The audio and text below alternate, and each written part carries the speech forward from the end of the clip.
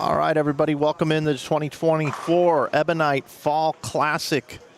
This is what we call the finals, the stepladder finals, the championship finals, the bracket play, all of the above. Because this event is very unique in the way that we determine our champion.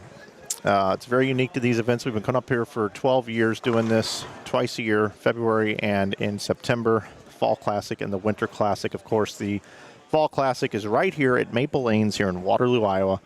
My name is Mike Flanagan. I bring you Inside Bowling here today on YouTube, and that's what we have for you today.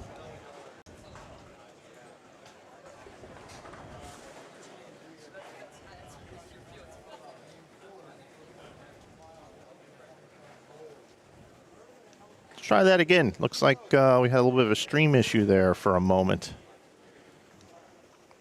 Once again, we'd like to welcome you into the 2024 Ebonite Fall Classic here in Waterloo, Iowa at Maple Lanes. My name is Mike Flanagan from Inside Bowling. We had 168 players take to the lanes over 3 squads of qualifying that are all archived on our YouTube channel here. If you're not subscribed, we certainly would appreciate you subscribing to our channel. We got it down to 56 earlier today, and now we're down to our final 10 in a very unique format that we have here in this event. So what we have here is in our first rounds, we have the 7 versus the 10 seeds after 13 games of qualifying, and the 8 versus 9 seeds. The winner of each one of those matches will move over to the pair left or right here, and they will then take on the number 6 seed, which is Carson Willie, and the 5th seed, which is Cameron Crow. They will then bowl off, and the winner of that next match between those two players will determine who the 5th seed is. And then once we have the 5th seed will take on our 4th qualifier, Ryan Julian. And then our 3rd seed, Lucas Finley, will get the next match. Our number 2 seed is Keaton Ostrowski. And then Zach Andreessen is our tournament leader currently. So things are getting underway. We've got Brandon Runk. Brandon Runk qualified 8th. He bowls on the PBA Tour. He's one of the seasoned veterans, I would say, left in this one. Very youthful top 10. And Brandon is taking on Jacob Lasefko. Next door, you see a young man by the name of Blake Walsh from Australia. He's the number 7 seed taking on Benji Martinez. Benji bowls on the PBA regional circuit, has also bowled some PTQs. Out on tour, Benji Martinez, the 10 seed, taking on Blake Walsh. If you'd like to find out more information about these great events that we stream up here, you can head over to giba-bowling.com. That's the Greater Iowa Bowling Association. Joe Engelkis, Rosie, and Jennifer Wittenberg, and Greg Engelkis, they do such a great job running these events. Want to give a shout out to them and make sure that you fill up their events, as they get full pretty quick, though, I will tell you that. The lane pattern that they're competing on is what's left over from earlier today. And this pattern, after we get a shot here from Lasefko, nice shot there, start things off. It is 38 feet in length, 33 feet on the reverse brush drop, 27.434 milliliters of oil. They're using ice oil, and it's a 2-to-1 ratio, and it is symmetric. Martinez now opens with a double. Players playing the outside part of the lane are playing outside of the 10th board primarily. A lot of urethane going down the lane as well. A defined path to the pocket for these players, as everybody pretty much played them about the same here today. Some throwing a little left to right to the gutter, some going right up at the gutter here. But with the play that's been going down the lane, a lot of urethane, they're pretty tight down lane. And again, a very demanding sport compliant condition here. And a nice little messenger there for Jacob Lasefko. This is the first time ever seeing Jacob for myself, along with Mr. Blake Walsh. Collegiate season is upon us. Youthfulness is what we see up here at the Fall Classic each and every year. And these guys, you want to watch them on the collegiate ranks this year because they can bowl. What a beautiful shot there by Blake Walsh. I know we got some folks watching from back home in Australia here today. Shout out to everybody watching. And Mount Mercy University is going to be a tough team this year. A very youthful team, but a lot of talent. And wishing them all the best. Coach Andy Dirk's been watching this weekend. Of course, St. Ambrose right around the corner as well. Eric Littig here in the center all weekend, as he always is. You got some St. Ambrose representation here in our top 10 as well. Brandon Runk comes in a little high here, has yet to strike. And everybody else has thrown doubles. But here we go. Here's Blake up now on the left lane.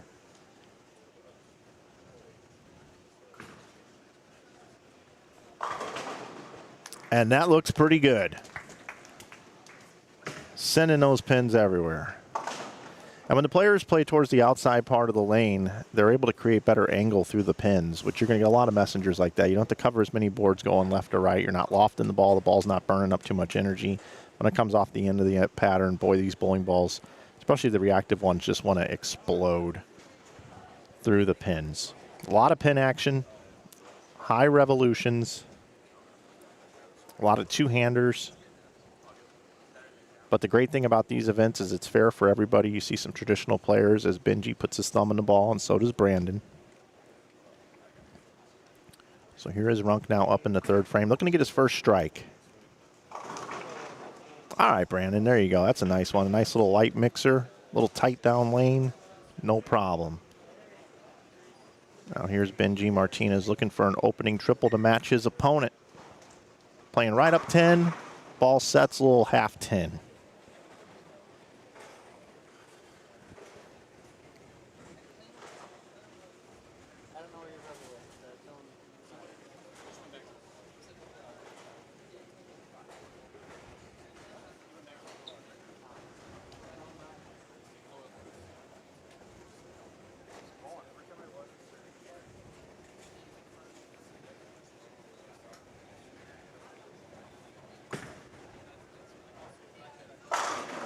Well, I got to tell you, I am impressed with Jacob Lesefko. I've seen some players get in this point of the event because it's live streamed. I've seen folks get a little nervous, just think about it a little bit more. We had a little bit of a break there. And now, you know, what I'm seeing out of Jacob Lesefko, I'm not seeing anything like that from him. He is just all about his business, and he has just packed 3 shots consecutively beautifully into the pocket.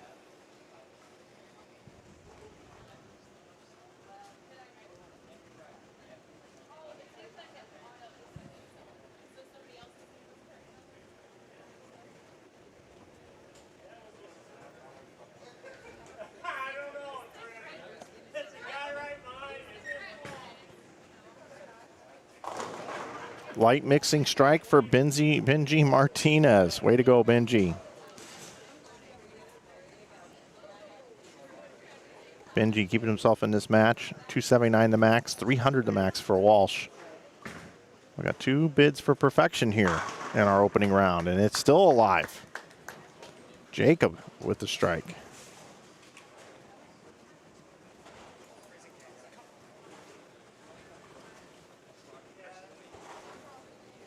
If you're looking for the standings, I will post that link now. There's a lot of information in that folder. Putting that in there now, and I will pin it to the top of our chat room. Walsh with another strike. He has got that bowling ball looking very good, and that is a new one from Roto Grip, I believe. I get the correct name for you. Brandon Runk now up on the right lane, trips the 6-pin. That is the new Optimum Idol Pearl is what he is using, and he's making it look very good out there. Very good.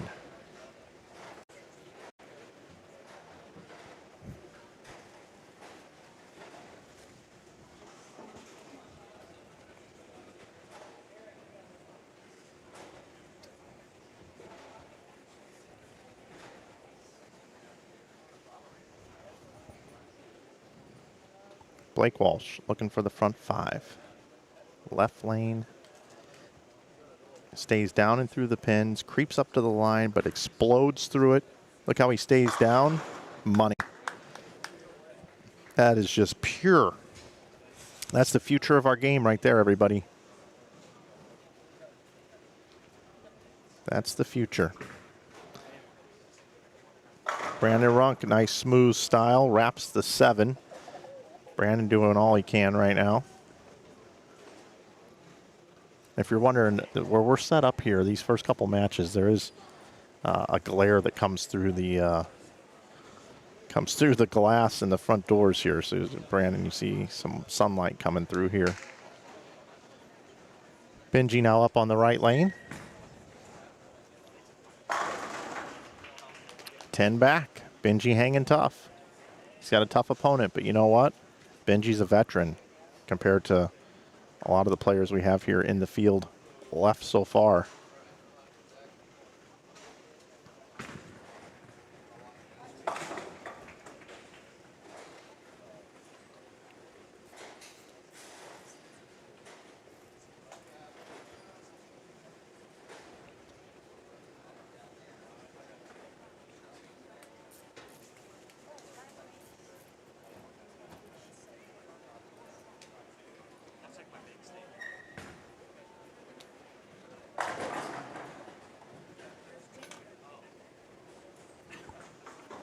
Benji leaves the 10.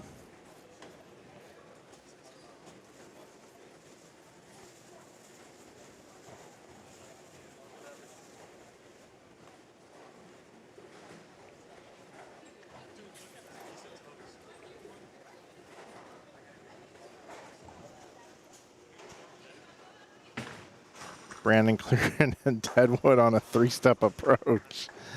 I've never seen anybody gracefully cover a Deadwood like Brandon just did, but hey, got to hand it to him. All business, all professional, all the time.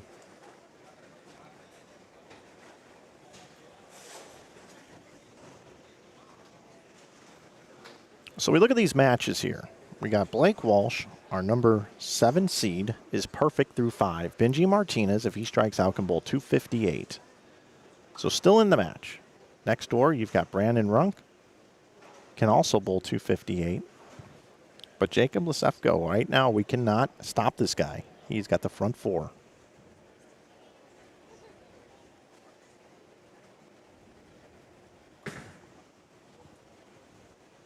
Make that the front 5.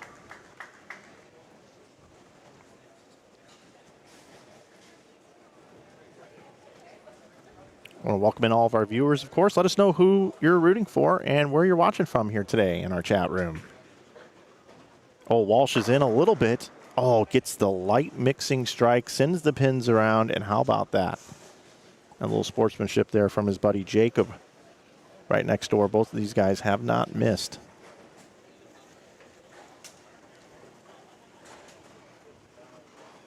One great thing about the oil pattern this weekend, we're seeing reactive, we're seeing urethane, seeing multiple styles, left-handed, right-handed, two-handed, thumb in the ball, no thumb. We've seen everything. Very, very fair condition out here this weekend. It was feast or famine. There were a lot of people that were embarrassed with their scores. You had to get matched up. Oh, a little trip 4-pin.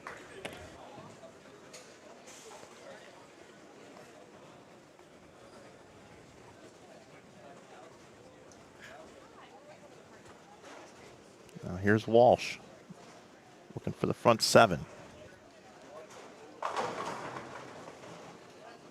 All right, our first miss for Blake Walsh. Sent a couple pins over there at that 10 pin. Could not get it down. So now 279, 258 max scores on 5 and 6 for Martinez and Walsh. Brandon Runk's kind of just going to have to strike out here. Keep hitting the pocket, see what happens. And that one there looked like he tried to make it hook. I want to go ahead and take a look at the last shot over here. Watch his feet. Watch what he does with his feet here when he wants the ball to carry. Whoa, whoa, what was that? What was that? I want to see more of that throughout the rest of the day. The old knee buckler.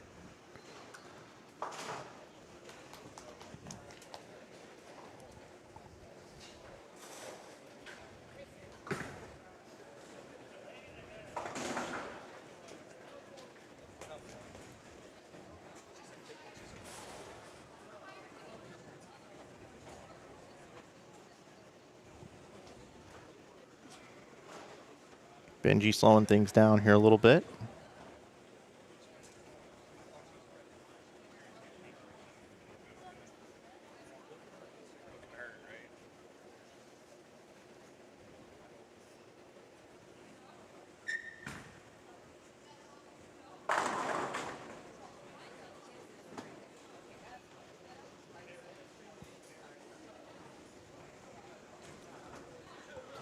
Not what Benji was looking for there.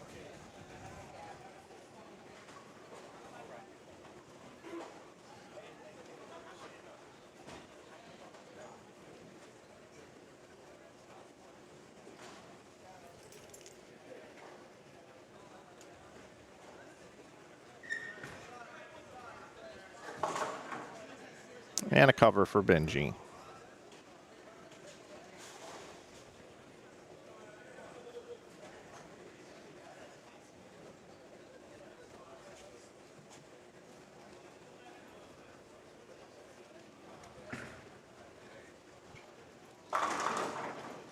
Brandon now stuffs an 8-pin. Ah, that's tough. That's tough. Throwing it great.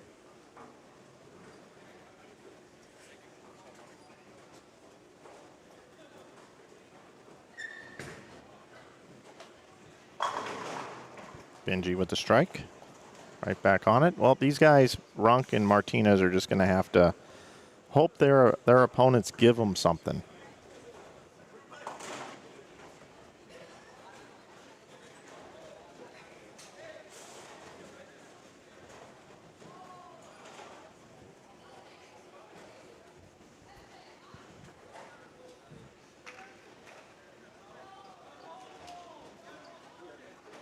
Max score for Martinez, 247.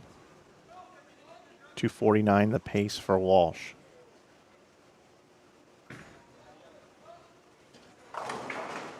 All right, strike for Walsh in the 8th. 9th frame, big shot coming up for him. Jacob Lefesco.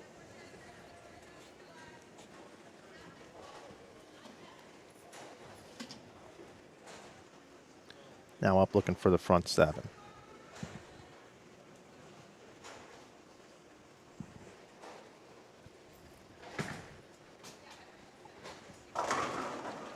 Trips the 4.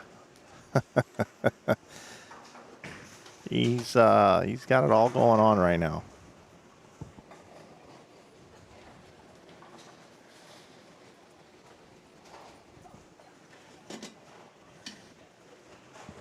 So here we go, Blake Walsh, left lane.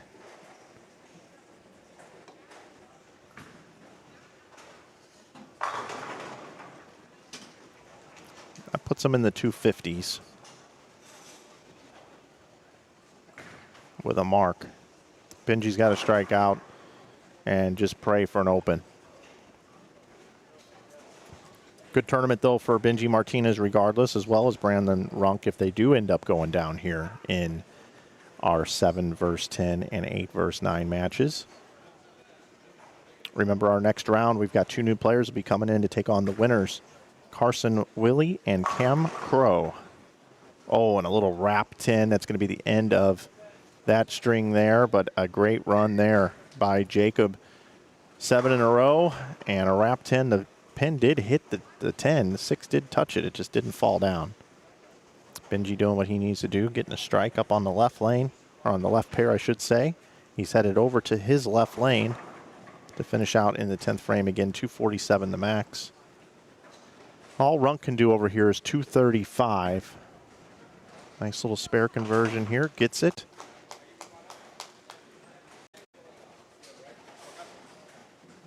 .259 pace for Jacob right now.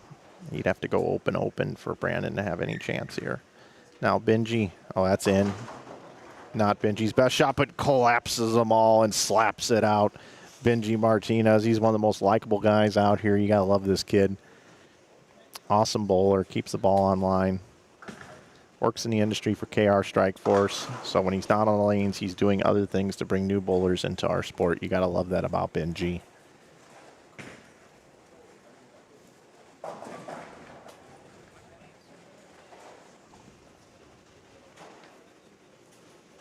Benji Martinez. He'll follow that up with a good one. He always does. Nope. Gassed that one a little bit.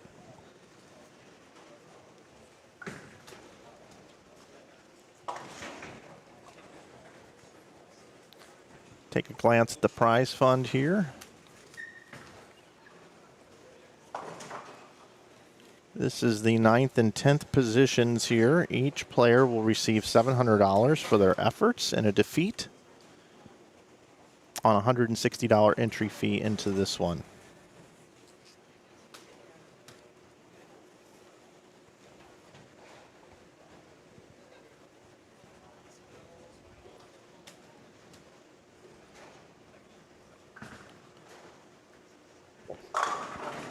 Brandon Runk, beautiful shot there in the ninth. Best he can do is 224, though.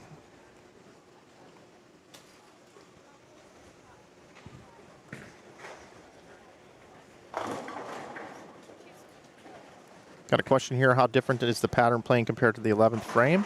I would say it's similar part of the lane, but I feel like it's a bit easier here. And I think a lot of it's got to do with lane surface. You got Pro Lane versus SPL. The AMF SPL lane surface we have here has more friction, and you can play the gutter a little bit better here. What a shot. I am really super impressed with Jacob Lesefko. He is first time ever seen him bowl, and he's bowling great here. He's had a great day today on the lanes. I have his first 6 games here in front of me, or his first 5 games here in front of me from today. 197, 245, 222, 170, 258. He averaged 218.4. I don't have his last game score, but good enough to get inside the top 10 as the number 9 qualifier.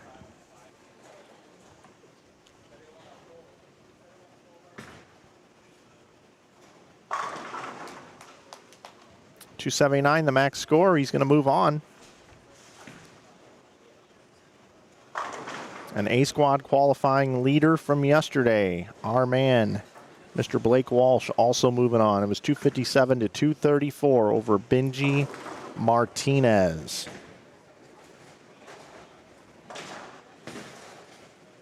So we'll have Walsh. We'll move over to the right pair, the number 7 seed.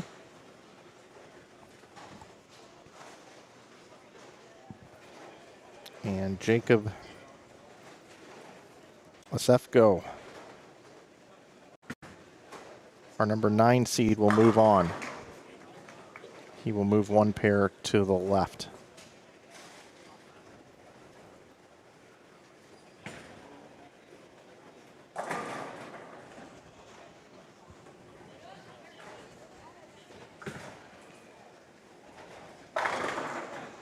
Brandon Runk, it's great covering you again. Great to have you in this area of the country. You and Alexis, it's always a joy to have both of you in the field. Nice tournament, sir. And I'm looking forward to seeing you make a run up a step ladder in one of these. If you keep bowling them, you eventually will, sir. And how about it? 279 opening game right here for Jacob Lesefko. 279 to 212, I think it is. Our final. Again, Blake Walsh, 257. Jacob Lesefko, 279. That's the scores it took to win here. So coming up next, I'm going to reset everything. I'm going to go to our live stream coming soon animation here. And in just a moment, I'll be right back with our next matches right here live on Inside Bowling from Waterloo here at Maple Lanes.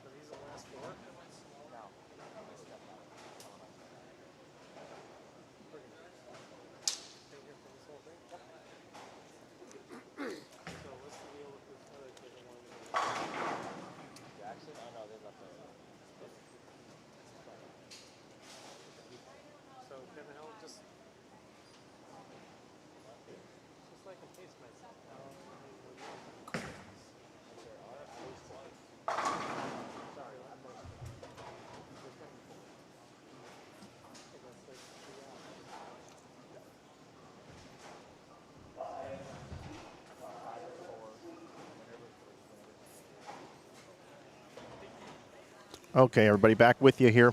5 versus 9 on the left side of your screen. Cam Crow, number 5 seed, taking on Jacob Lesefko, number 9 seed. Again, if you're just tuning in, Lesefko, he just bowled 279 in the last match. And Blake Walsh next door over on 7 and 8, our number 7 seed, he just bowled 257 to get the win over Benji Martinez. He is taking on Carson Wiley.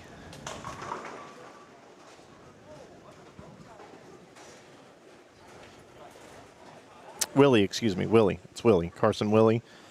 It's our first time covering him as well. A lot of new faces here for me here up in Iowa here at the Ebonite Fall Classic. Glad you're with us here on Inside Bowling. I want to welcome in all of our viewers here today. Thanks for being here.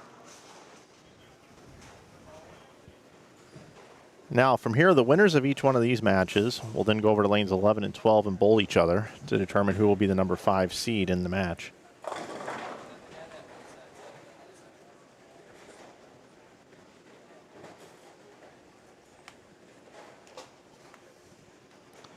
And then once we determine who will be the number 5 seed, our stepladder is Ryan Julian, number 4 seed. Number 3 seed is Lucas Finley. Number 2 seed is Keaton Ostrowski. And our number 1 seed is Zach Andreessen.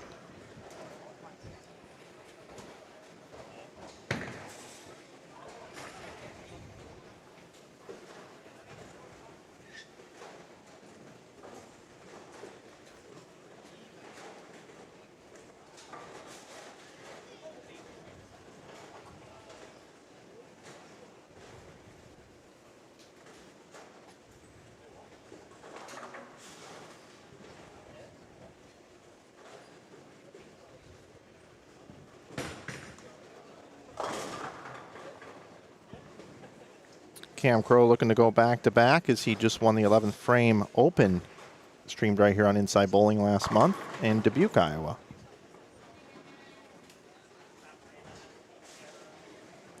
And in the meantime, he earned an exemption on the PBA Tour for next year through PBA Tour trials.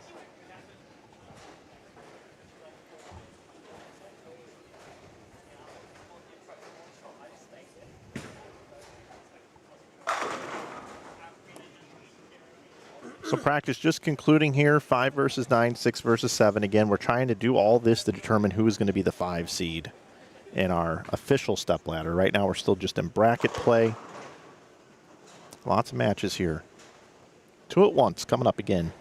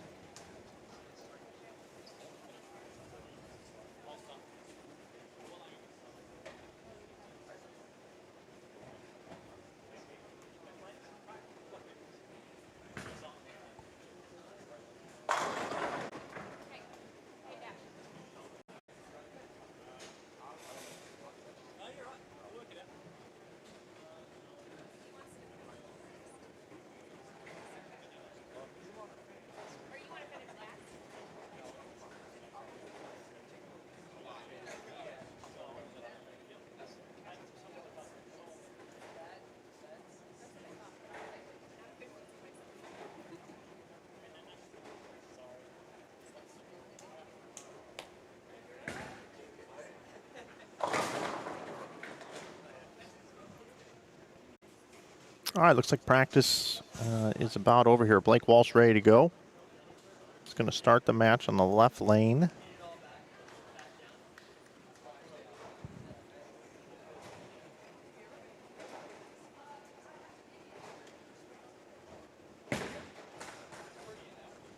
And here we go.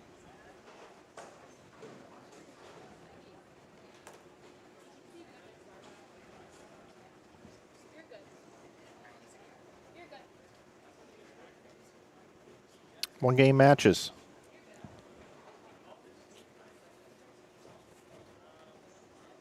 The players get defeated in each one of these matches will receive $800 on their $160 entry fee. And the next position will be $900, then $1,000, $1,300, $1,700, $2,200, $2,700, and of course there's also that $790 up for grabs in the bet you win pot. If you put up 10 additional dollars, you have a chance at that. If you win, you get those funds. Here we go. Blake starting things off here. Left lane, 4 pins. Blake Walsh. Number 7 seed. Taking on Carson Willie. Now here's Cam Crow. Our number 5 seed. Just missed making the top 4 and getting the buys. Has a little extra work to do here. And that one was very speed dominant, but it took care of business. Hit him thin, watch him spin, I believe is what they say. It's 4 a.m. in Australia right now, and Blake's family and friends watching from Australia right now in the middle of the night. As Billy Joel would sing, in the middle of the night, I go walking in my sleep through the river of dreams. Today could be a dream night, morning, or afternoon like we are here in Iowa, here in the United States, for Blake Walsh. Could he run this whole thing? We've seen it done before here. It's not easy. But first up, here's Jacob Lasefsko. Wow, that was nasty. We're going to watch that one again here in a minute. But here's our first look at Carson Willie, our number 6 seed. Short in stature, but very powerful strike ball. Great shot there. I want to go back and take a look at the last shot over here. Watch the pins all just get up about an inch and walk back into the pin deck, into the pit. Watch this. Look at them just, oh, that is just pure. That is splitting them. That's as good as it gets right there. That's how you teach everybody to do it. He's been awesome. And he's getting the hits too. The hits just keep on coming, I believe they say. And the hits just keep on coming.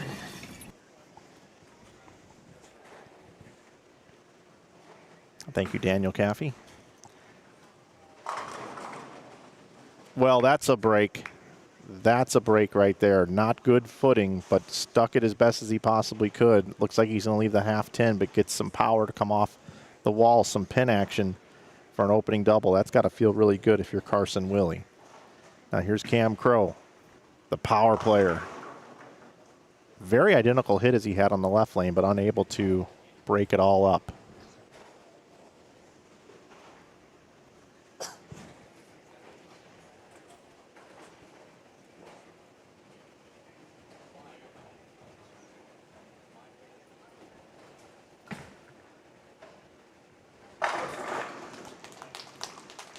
Walsh with a strike. He's got a fan club here. He's got quite a cheering section.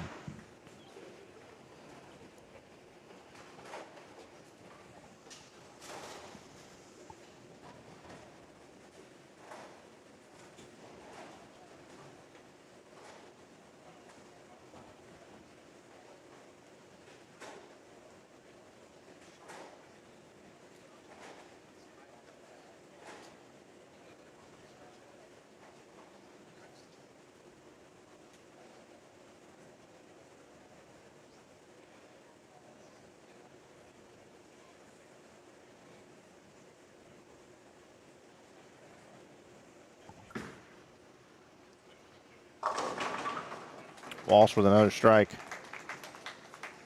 This kid's cool. He's calm. He's collected.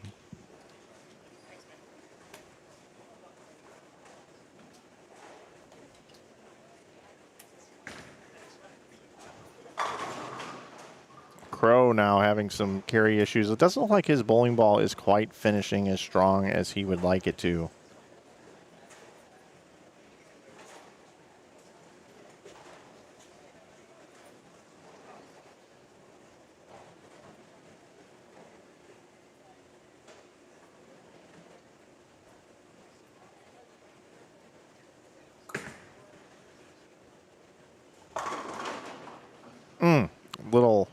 Fast 8 on the right lane for Willie Carson.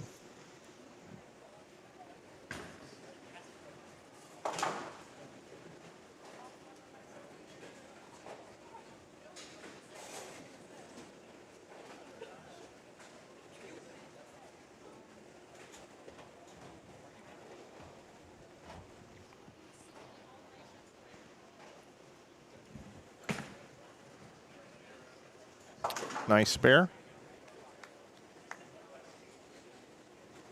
I particularly like when you don't amp up the ball speed on a spare. You go to a ball that doesn't hook very much at all, polyester ball, and you keep your ball speed the same, and you execute the spare. That's the right way to do it. Far too often we see people rear back, throw it too hard, and it creates issues. But if you look right now on the scoreboards, there are no open frames. We are covering spares here today and in a higher pressure situation bowling on the live stream. Oh, and a sticky 7 there for Jacob Lesefko.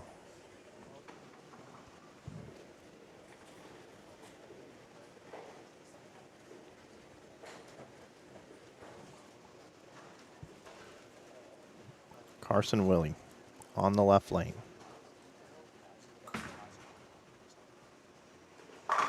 Gets that ball to finish nice, high flush.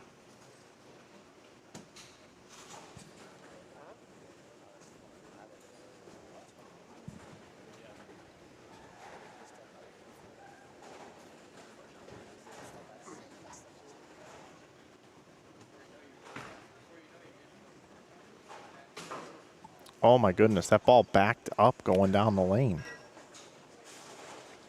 Did you guys see? Did you guys catch that? Watch what this ball does going down the lane. Unless it's just me. It's like it backed up to the right at the last minute. Don't see that every day. As I was just talking about how everybody was making their spares. There's our first open frame.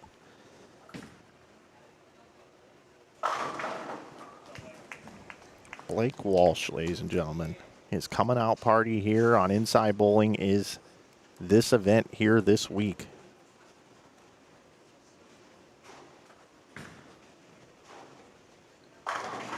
Ooh, that looked left for Jacob. He's got a little hold. If I'm his opponent, Cameron Crowe, that is dangerous. Sound the alarm.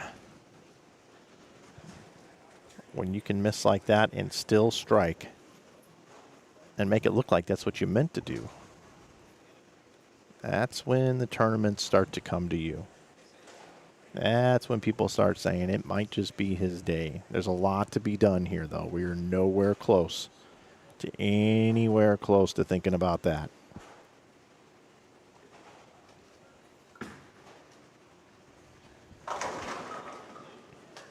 Tickles the 5 out, Blake Walsh does, and slaps it out. He's having fun, too. He's got a good attitude.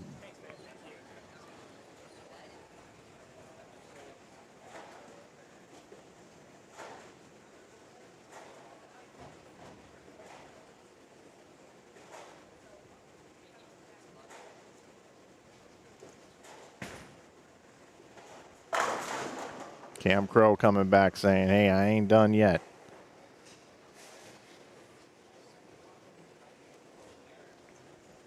Not done yet.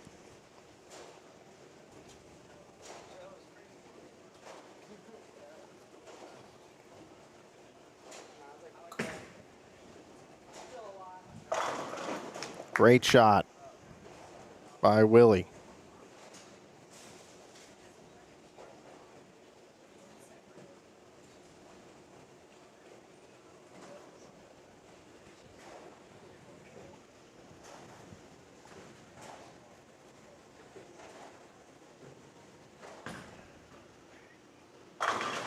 Cam Crowe runs him over now. He says, I'm here. Give me an open frame. I'm going to double on you. What great matches we have here. Combined ages here. Oh, man. What do you think? Average age? About 23 years old, if that.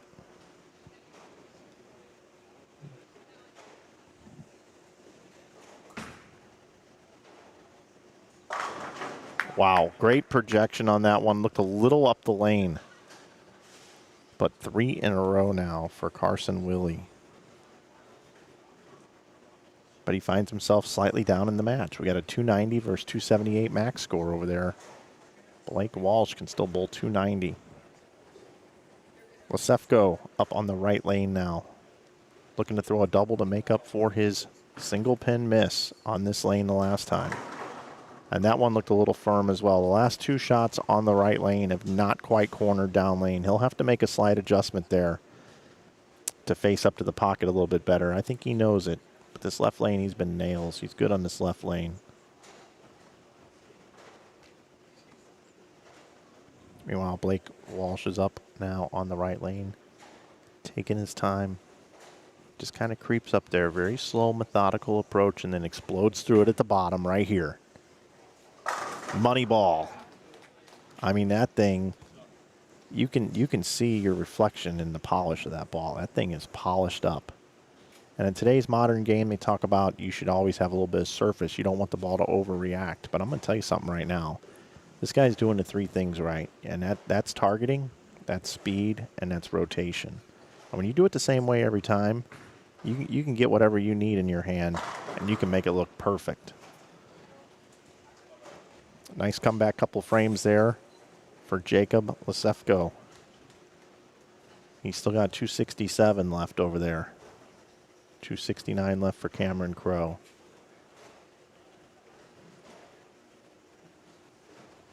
So a 2-pin match there with 1 frame advantage to Lasefko. And now Blake trying to keep the lead here. Up in the 7th on lane 7.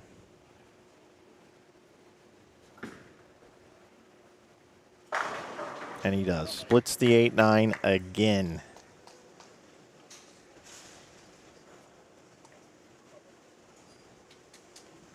Look at this shot. My goodness gracious. Now back to live action. We got Cam Crowe up on the right lane. Important for Cam not to overthrow this. That was firm. That was firm. Just a little too quick off his hand.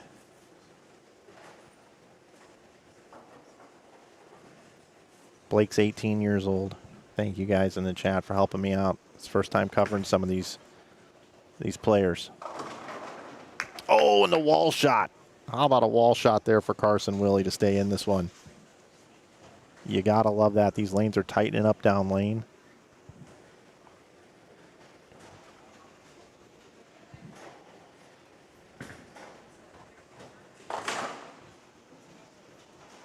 Cam Crowe now with the open frame. He's in trouble. Dangerous. Dangerous time right now for Cam Crowe.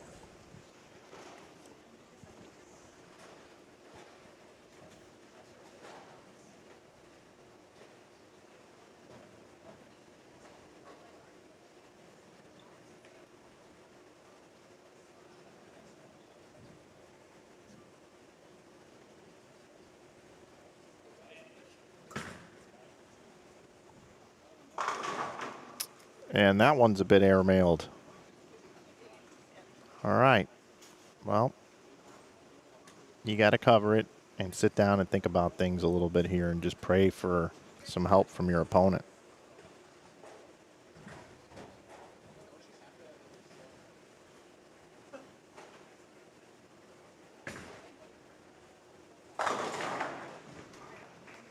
Cam back with the strike.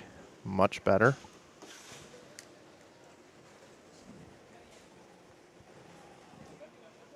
Carson needs to cross over here.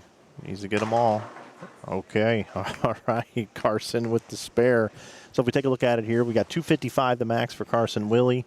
290 still left for Blake Walsh. We look over at the other match. We got Cam Crowe can get to 234. 267 still left for Lasefko.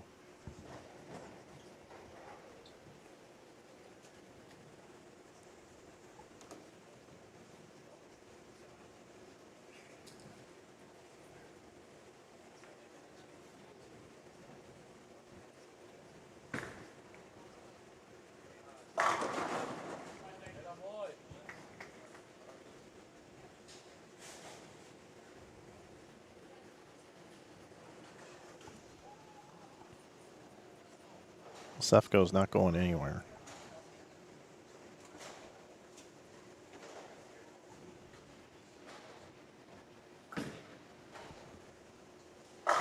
Either is Blake. Again, I just want to remind you that Blake bowled 257 the first game, and Lesefko had 279 in their first games of their matches. These guys are strike machines. You can't bowl 230 on these guys. They'll bury you. It's unbelievable. Unbelievable. The talent that's coming up from the sub-20 range is unbelievable in our sport. What a shot there in the 8th.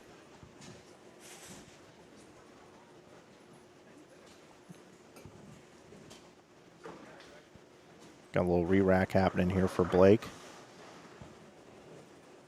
Again, if you're just tuning in, the winners of each one of these matches are going to go over to lanes 11 and 12. They're going to face each other to determine who's going to be the 5 seed. And we got 4 more good ones coming up for you today. Zach Andreessen, our top seed. Keaton Ostrowski is number 2. Lucas Finley is our 3rd seed. He absolutely annihilated him today. We'll talk about that later.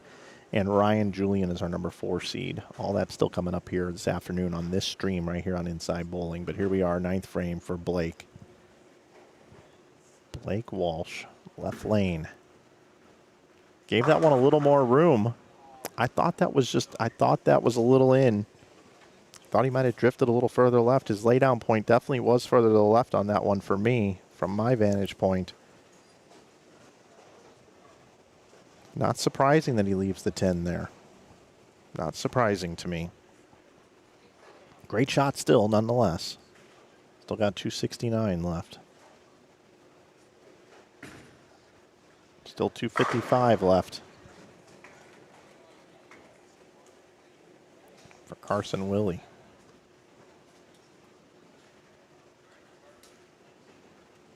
Meanwhile, Cam's just doing all he can. He knows he's in a must-strike situation, and he's doing that pedal to the metal. Full send mode right now.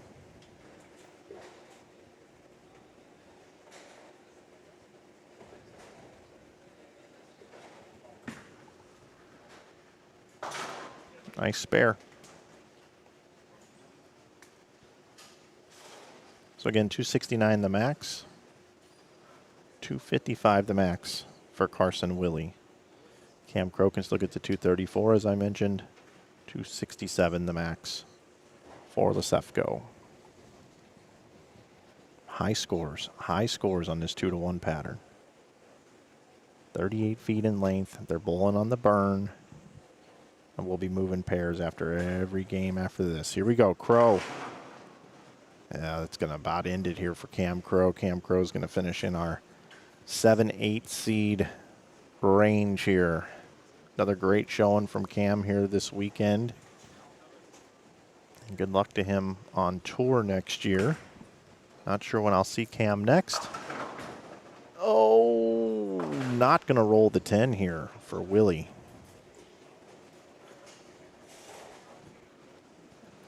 Carson can still bowl 244. That's going to need to be count. Just some count in the 10th frame for Blake.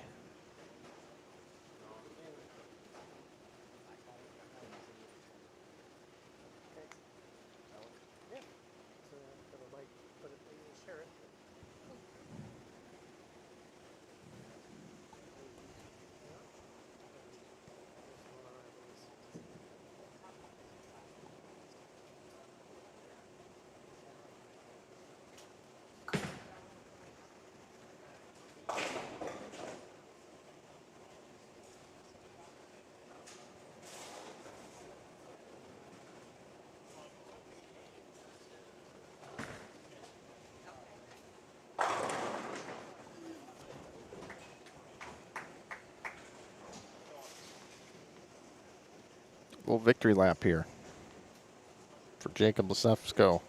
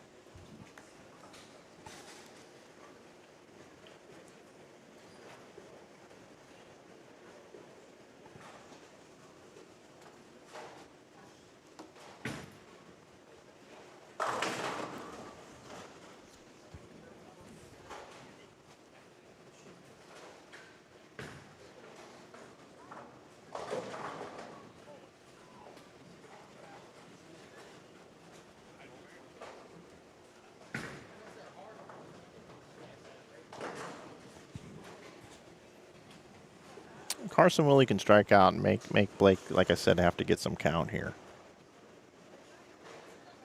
8, I believe it is.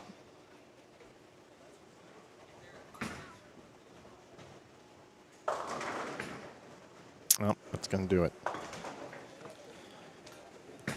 So we're going to have Blake Walsh, our number 7 seed, taking on Jacob Lasefko, our number 9 seed. Yes. See you, man. Yes, sir. Have a good one. Cam Crow getting out of here. Winning score for Jacob over Cam is 246.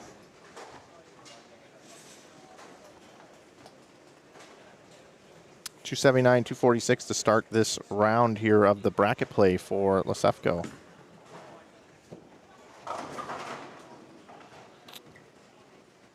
And that's enough for Walsh.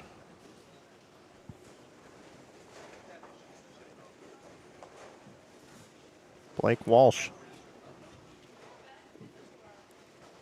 258 if he spares strikes.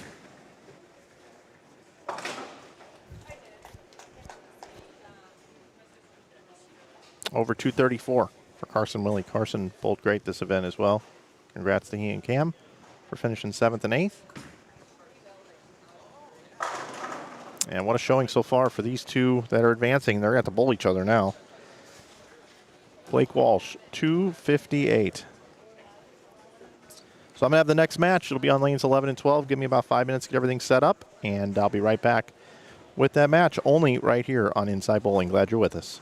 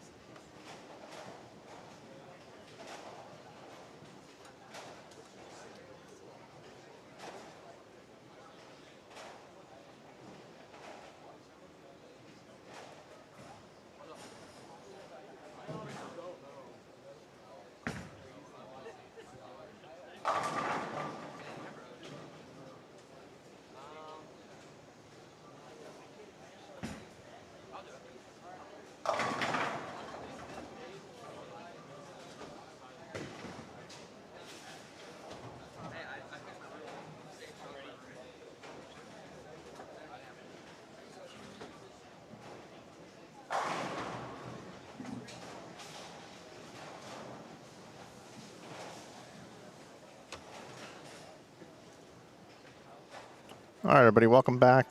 2024 Ebonite Fall Classic action is going to resume here.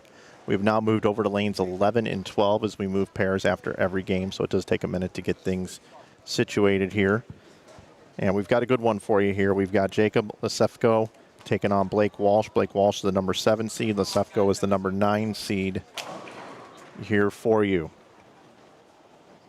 The winner of this match will go on to take on Ryan Julian, who will be number 4 seed. Lucas Finley is our number 3 seed. Keaton Ostrowski is our number 2 seed, and Zach Andreessen, our number 1 seed.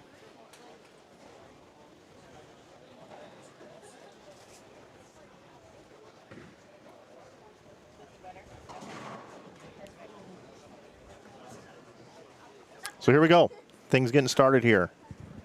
Blake Walsh, left lane. He's moved in. He's moved in quite a bit, but splits the 8-9.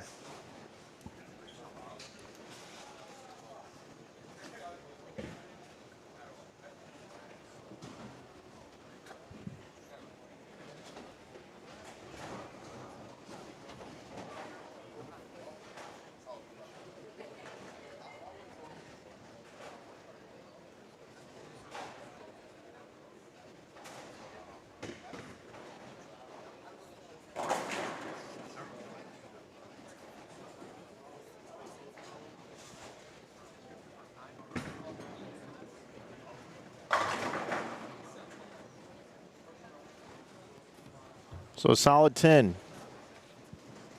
to start things off here for Lesefko. These guys have been the class of the field, as I talked about. We got 258, 246, 279, 257, all their scores that won. Walsh with 258, 257. So, I mean, he's on pace to be in the 250s this game if he continues what he's been doing as we move across the house. And then Lesefko 279 and 246.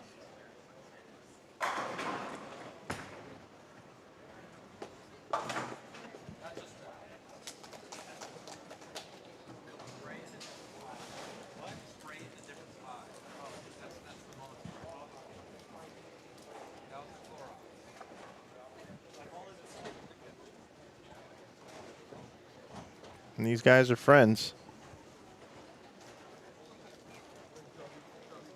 Next match will take place over on lanes 13 and 14. The following match will be on 15 and 16. And then back to 13 and 14, 11 and 12. This will be our championship pair right here.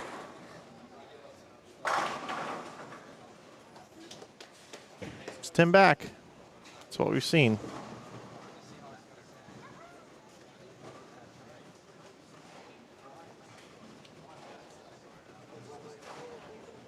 We got urethane versus reactive here.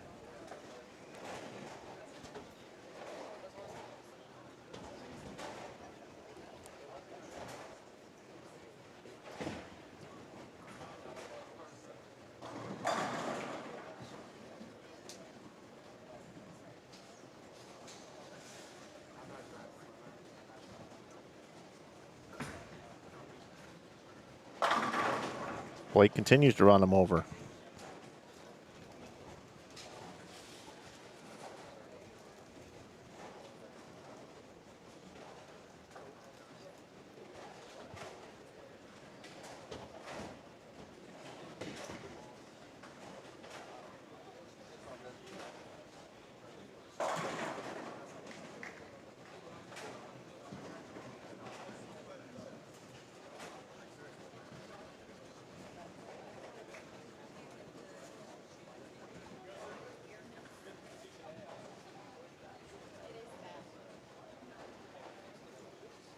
Pace of play slowing down a little bit here, a little more deliberate.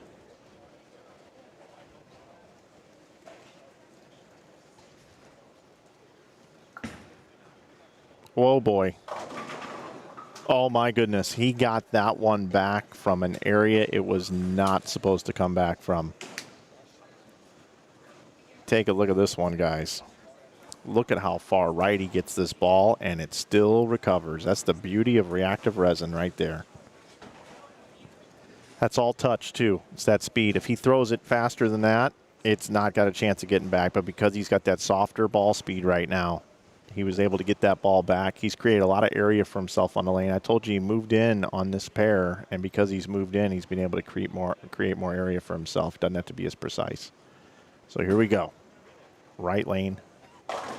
Purple hammer. Ball hooks a little bit early. And this is the first time we've seen Jacob Lisefko have any problems in a match early on. He's up against the ropes here against Blake.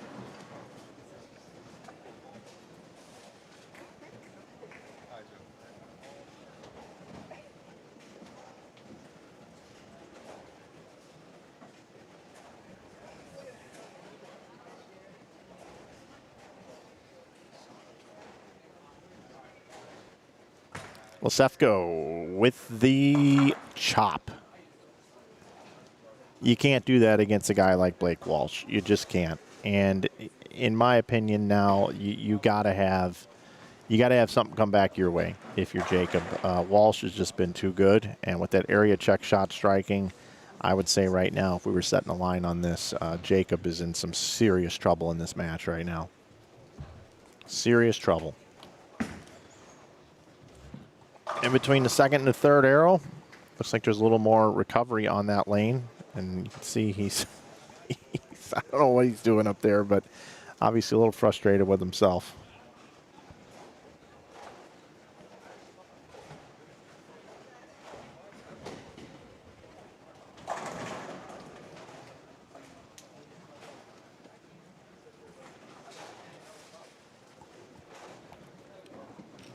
.258 still left off on the board here for Lisefko.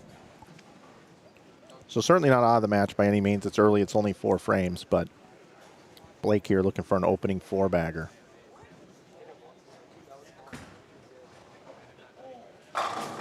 And he gets it. You joining me, Joe? Okay.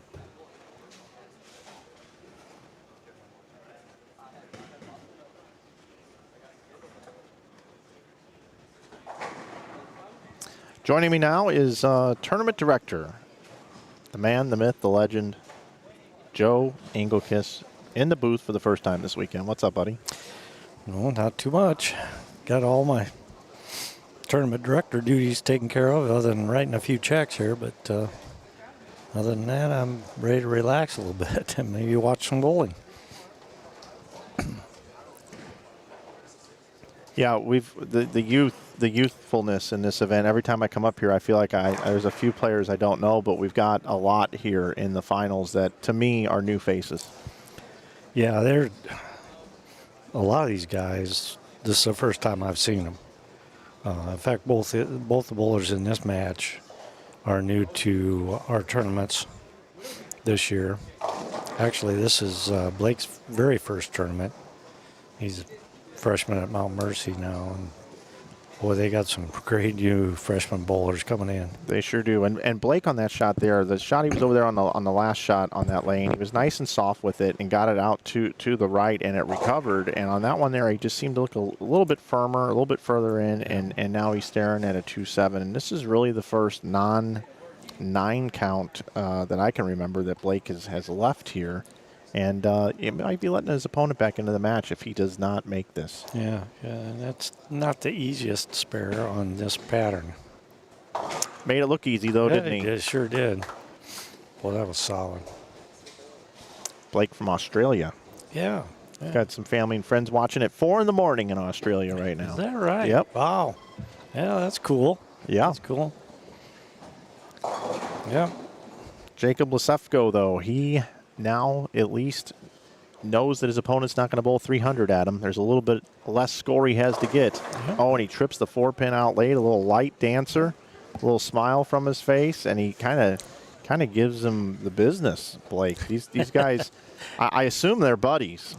Yeah, I don't know either one of them. Like I say, this is first time meeting both of those individuals. And I know Blake is a good friend with Ryan and Julian, who is up next. So Ryan's the one that kind of got Blake involved with entering. Ryan has entered some of our tournaments last year, also from Australia. And a 4-9, not a good break here by any means. No, that ball read and really went through there hard.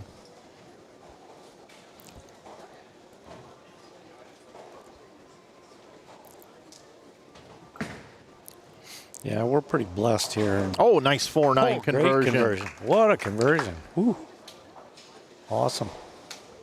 Yeah, we're pretty blessed here in the state of Iowa to have so many good college programs real close here. And we attract an awful lot of these college kids to come play our tournaments. Well, that was very nicely done.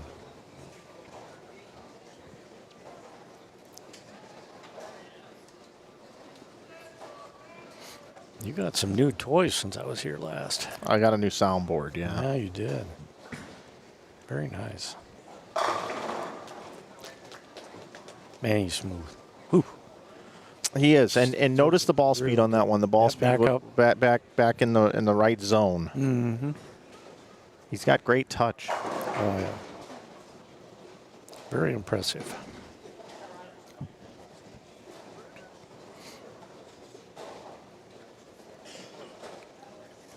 I was visiting a little bit with Brandon Steen back there, and Brandon's a really good coach in his own right, and he's highly impressed with Blake and his style and his demeanor and everything else involved with being a great bowler. Yeah, when you look at the size of the bowlers, too, that makes a difference. You look at Crow, he's such a big giant, you Right. know, and throws it fast. He's got to get good knee bend to get it down at the foul line. And Blake is medium to large size, you know, compared to some of these guys out Right. here. Right. But look at the knee bend and look at the power he's able to generate, stays down and through it. Shoulders are square to the target, and a blower 5-pin, Wow. Joe. Yeah. That looks like something maybe you or I might leave. Yeah, no, my head pin would not go back across the lane that fast. But yeah, it was that was a strange one. Yeah, man, that thing flew back across the lane. So this left lane not being too nice right now to Blake. Oh, look, no, it's not. Appears like it's maybe just a touch tighter down lane for him, and 2-7 now a 5-pin. 2:36 left out there right now for his opponent, Jacob Lesefko. Right.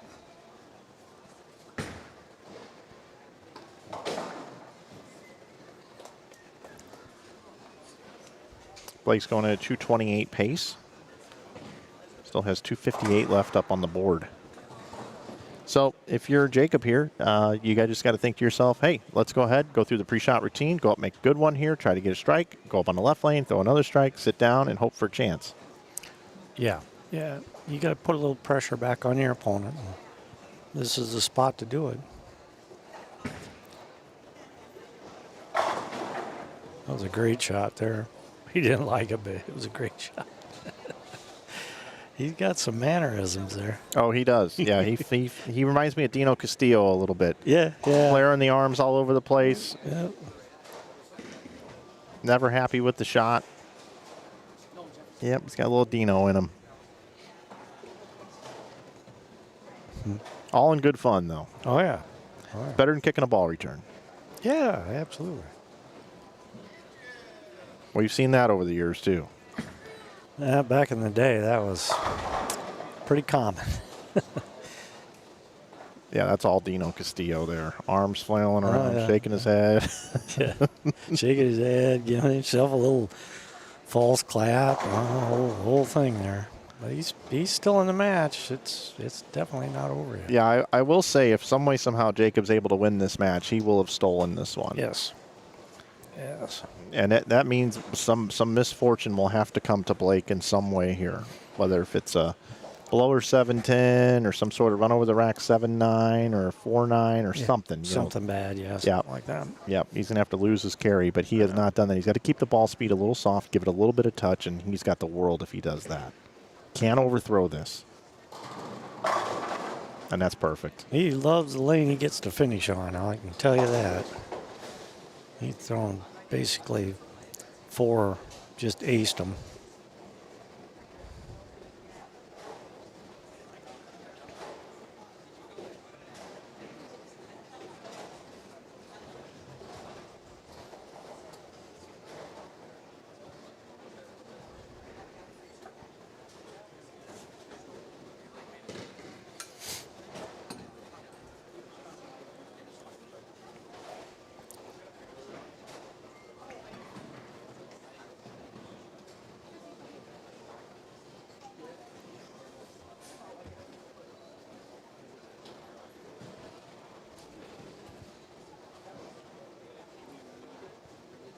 His ball was a little slow coming back there.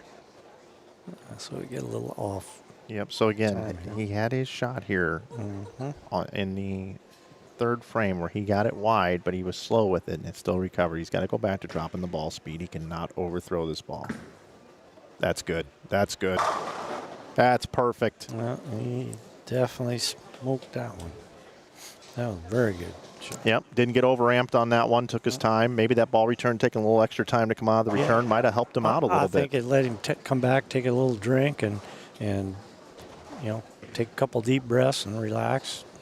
Definitely threw that ball very well. Joe, this guy, 18 years old, Blake Walsh, bowls 257, beats Benji. Bowls 258, beats Cam. Yep. And look what he's got again this game going, 250s again. 258 going again. Yeah, that's pretty impressive for a young guy.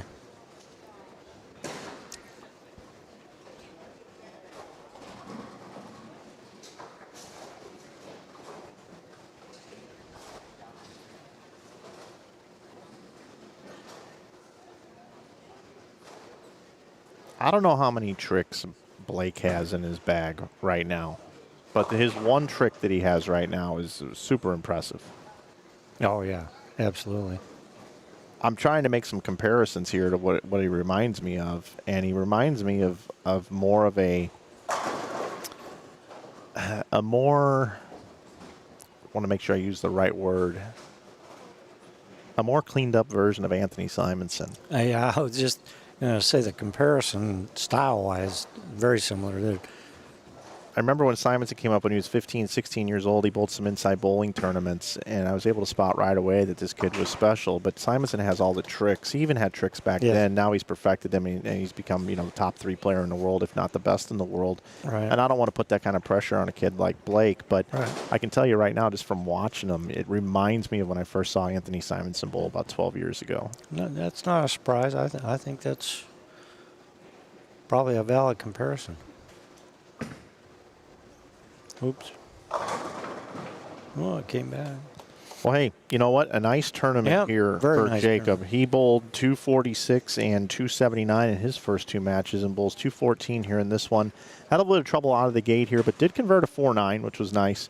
And he's going to be able to build upon this. He comes home in 6th position, receiving $900 for a $160 entry. What a great finish here for Jacob Lesefko. Let's see if Blake can finish it out in the 250s. Well, he just flushed every shot on that lane. He might be a combo of Troop and Simonson now that I'm thinking about it. I'll hear a little bit. Yeah, his speed to the line is more like a Troop, a little slower, methodical, where Simonson, he can get right up there sometimes, if he's got to amp it up with the speed. But 7-step approach, very slow and methodical here. Yep. Throws it really, really good. This pattern is not easy, and he's making it look easy.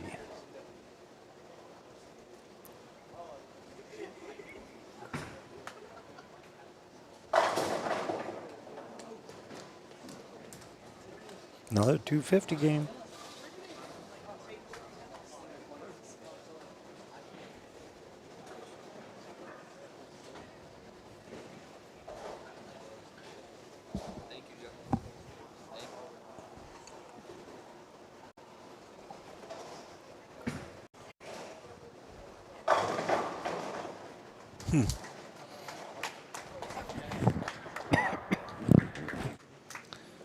All right, well, that's going to do it for this match right here. 7 versus the 9 seed. It was 258 to 214. Blake Walsh over Jacob Lesefko. I'm going to get the cameras reset. We're going to move over to lanes 13 and 14. I'll be right back with the opening game from our stepladder finals right here from Maple Lanes, right here in Waterloo, Iowa. Glad you're with us here on Inside Bowling. I will be right back.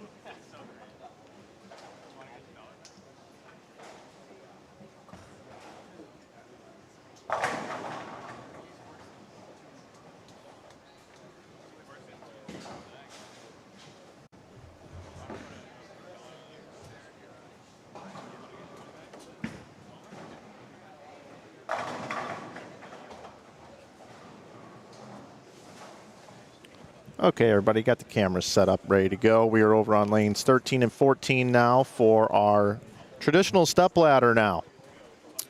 Blake Walsh makes it out of the bracket. It's going to take on our number 4 seed, Ryan Julian. And coming up after this, the winner will get Lucas Findlay. Winner of that match will get Keaton Ostrowski. And our number 1 seed is Zach Andreessen. Julian, the lefty. One-handed lefty.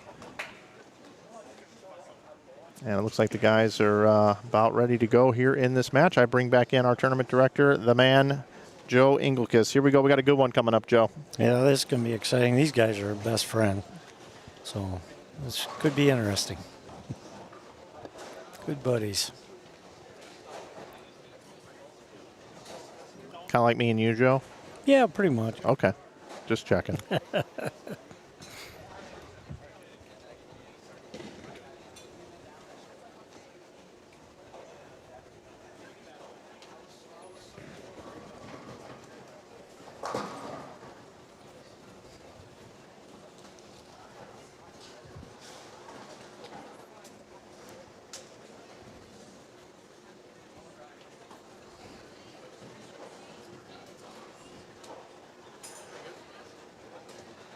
All right, here we go. Just like television, whether if it's ABC, ESPN, CBS Sports Network, or now Fox, this is our top 5 stepladder here. 168 players came to play in this event, and now we're down to the top 5.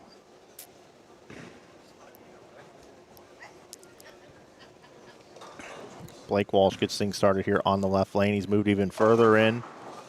Ooh. And again, I think he got to keep his ball speed soft. Looked like he was trying to say he came around that one a little bit and didn't come up the back of it enough based off of his body language there. Yeah, that's kind of his reaction. We did take a kind of circuitous route to get here, didn't we? The stepladder. That's one of your favorite things, I know. Oh, I think you can't hardly wait for it. Nope.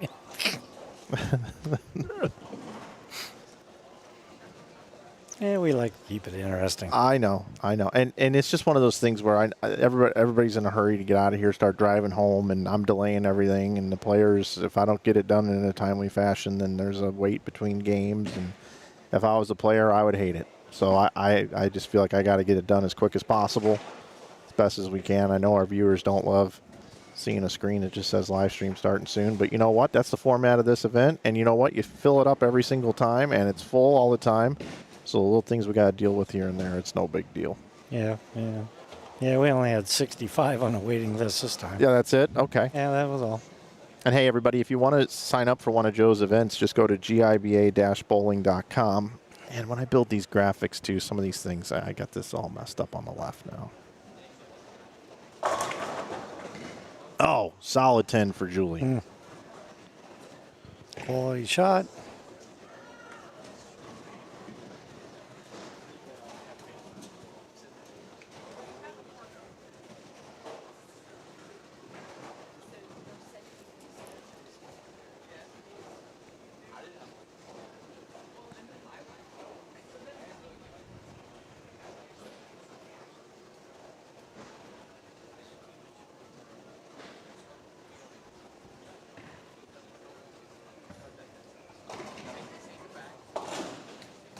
Covers a spare. So this is unusual. Yeah. We got an open frame from Blake Walsh, and Ryan Julian just going about his business. Wraps a 7, covers it.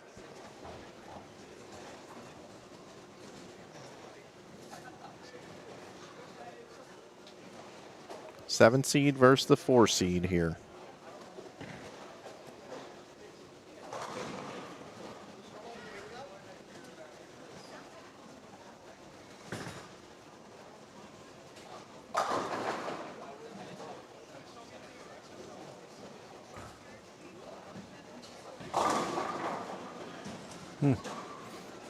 That lane evidently is a little tighter for both of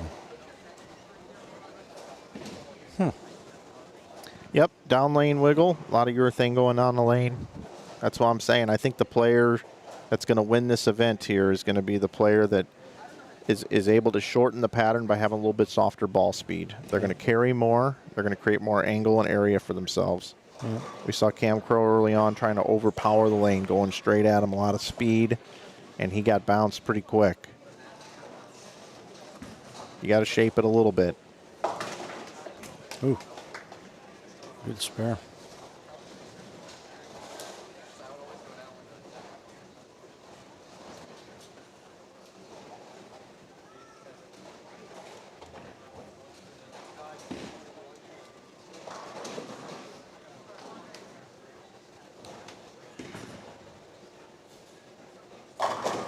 No strikes yet through 1.5 frames.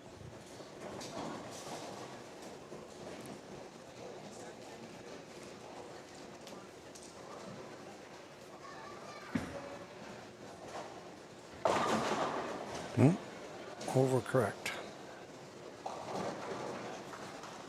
Yeah, bizarre. Lanes 13 and 14 here, causing some problems for both players. I am shocked we haven't had one strike yet. Yeah, that's a bit of a strange one considering how many times these guys struck all day and all day yesterday. 3-6-10.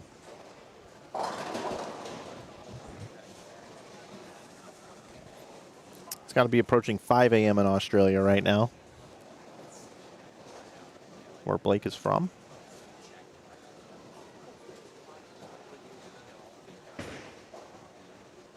All right. That wasn't an easy spare to convert either. He tested himself here early. Shout out to Emil, I think, is in the chat. What's up, Emil? How you doing, buddy?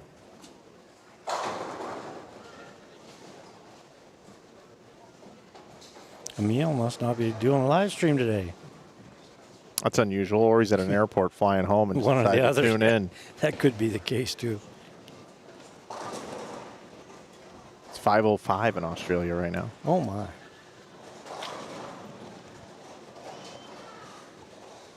There's some dedicated fans right there.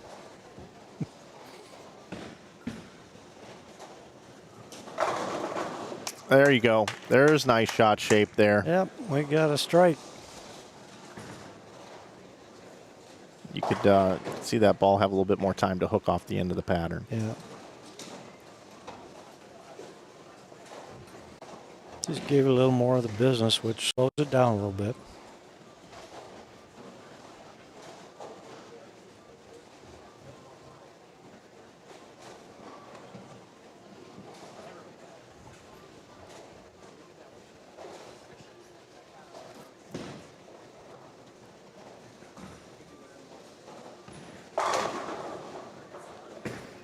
Well thrown ball. Yep, Julian comes back with the strike. You know, I really like Ryan's game. I've seen him bowl a couple of different events. Here, obviously, I saw him bowl the 11th frame. Right. Didn't make the finals at the 11th frame. Fell a little short. I know he was disappointed in that. Couldn't quite get his ball to hook. But I like how, for a tall player, how smooth he is Very as he smooth. comes down and through the ball into the power stop and into the slide. Yeah. Yeah, the first time he bowled one of our events was a doubles tournament a couple of years ago. And I was highly impressed with his demeanor. He's a really friendly guy, very nice, and smooth. Take a look at his shot again. Look at the release. Very strong release at the bottom. He whips it right there. Yeah.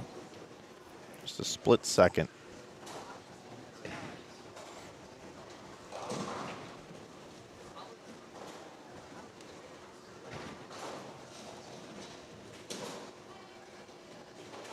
Another whipper in bowling is E.J. Tackett. He really whips on the ball at the man. bottom.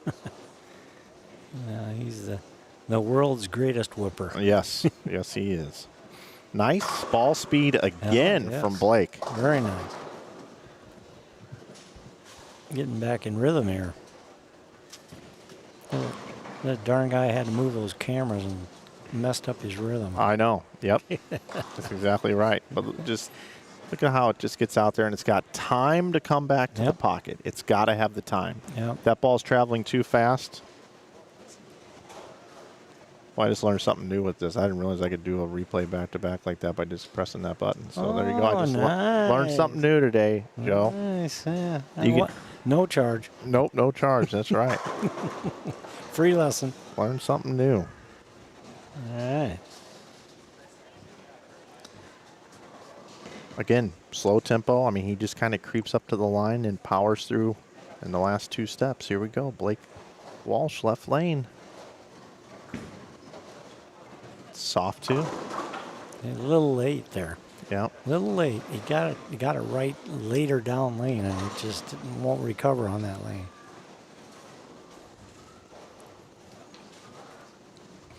It was almost an instant replay of his first frame on that lane. Just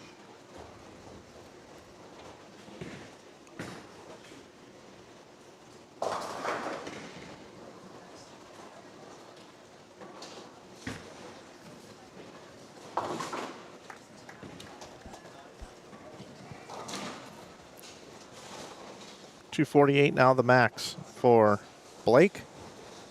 And Julian can still bowl 278. right.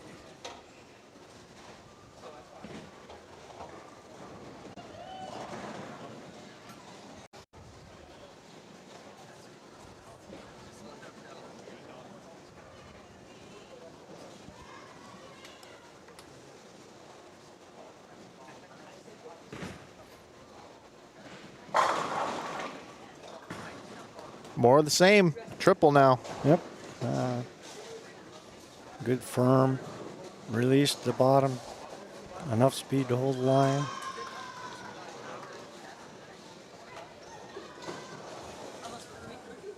Somebody's having a party down there, I think. I think so. We got some open play in here. Great bowling center here. Maple Lanes.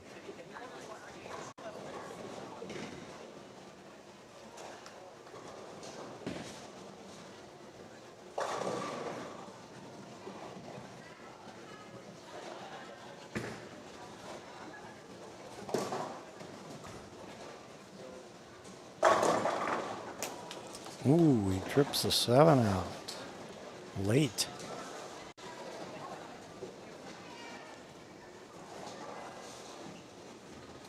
Looked like he got a little faster with that one. Didn't quite flush it like it had been, but it worked. So Blake Walsh, he's this is the first time he's seen himself in any sort of deficit in a match. Right. Here he is in the fifth. Perfect. I bet he didn't like it. Yeah, or he's still thinking about the last shot on the left lane. It's possible.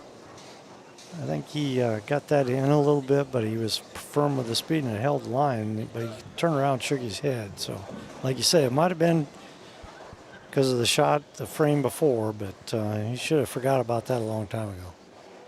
Our backstage coach, one of our coaches, Mike Shady, has a release flush system he likes to talk about. And, Yep. and we've got a video on it here on this channel where basically after you let go of the ball and once you either come back and step off the approach or pass the ball return, you need to flush the last shot out of your system and not let it impact your next shot. All right. You got to just get rid of it, whether if it was good or bad, because you're only as good as your next shot, and that's this one right here for Mr. Walsh. I wouldn't get near as far right. He's a little in between on that lane. Gets her right and it hangs a little, and this one didn't get there and it hooked. Yeah, you got to get it there with the soft speed to get it to come back. That's exactly right, Mike. You can't be soft and miss left.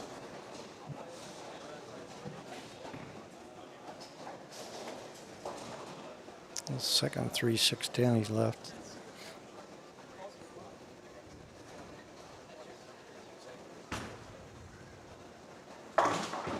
Oh, chops a spare. Ball hooked. Yeah. I know that's one thing that bothered a lot of bowlers this weekend. You threw your plastic ball at spares and it tended to hook away from them. Even plastic would hook on that short pattern.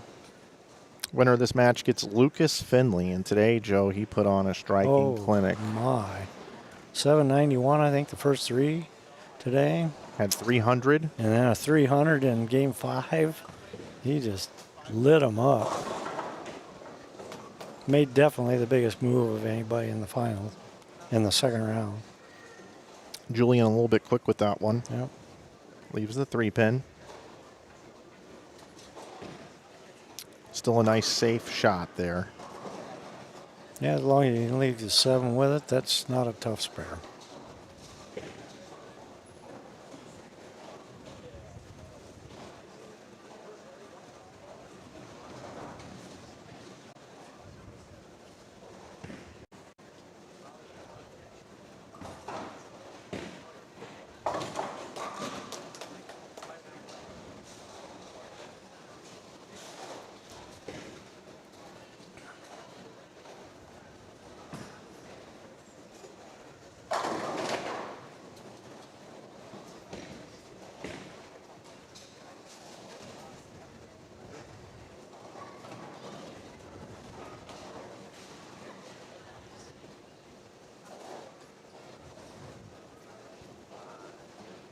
.214 is all that's left for Walsh.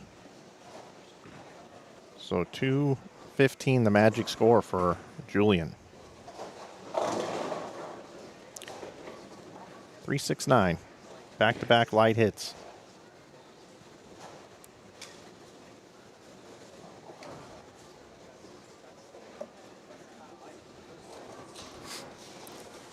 This is the same spare that Blake left in the first frame and did not convert.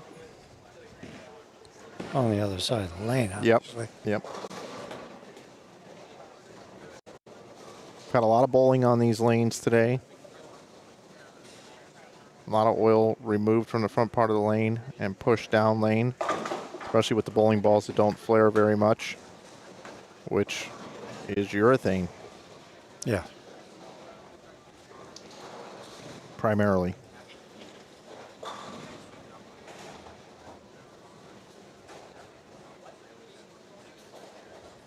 Well, Blake needs some strikes to stay in this match.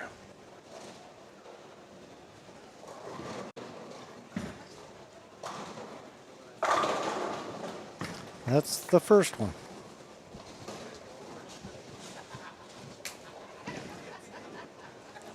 Once again, he likes that right lane, just like on the last pair. He was striking it well on that one.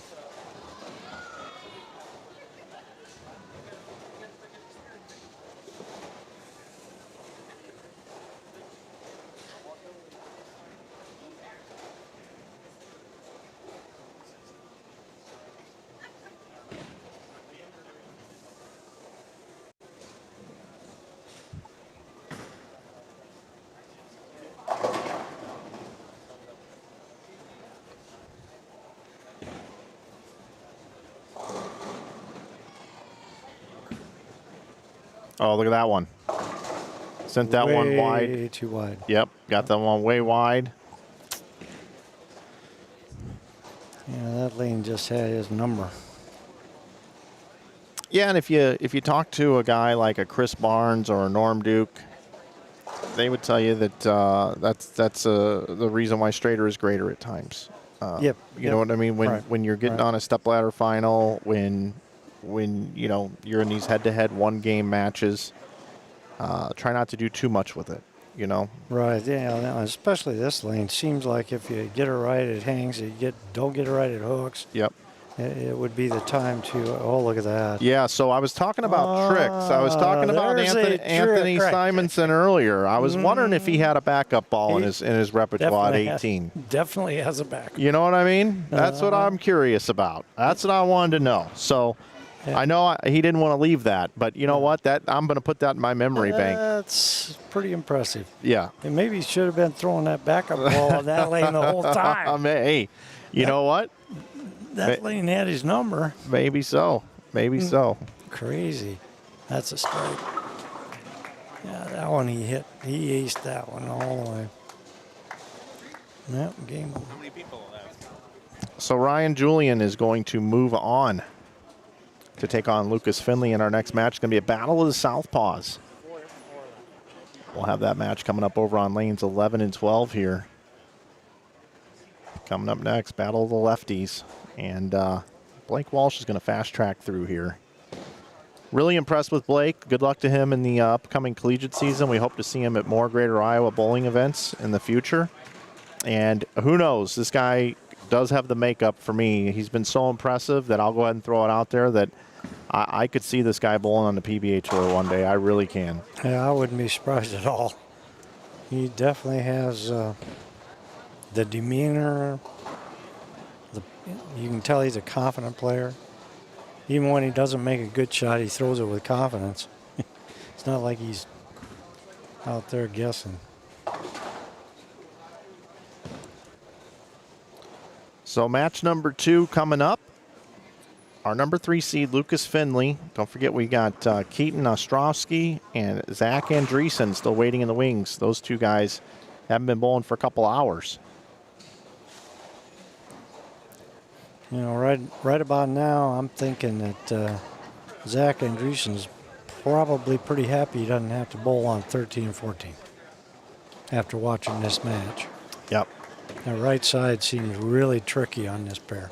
And we will be back on this pair for the semifinal match. Yep, something to think about. But it's going to be 2 lefties, I believe, no matter what. I think we got 3 true. lefties and one, and the high qualifiers are righty. Yeah, we got one great right hope, I think is what they say. Yes. Ryan Julian, 223 over Blake Walsh, 177. Blake Walsh finishes 5th, and when we come back, we'll have more right here from Waterloo.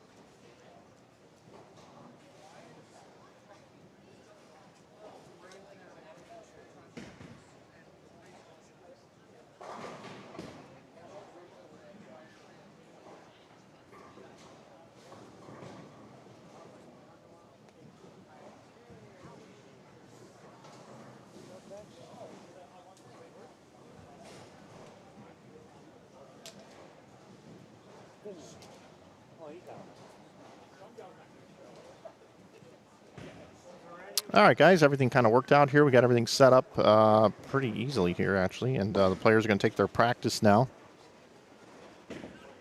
Got Lucas Finley versus Ryan Julian, number 3 and number 4 seeds.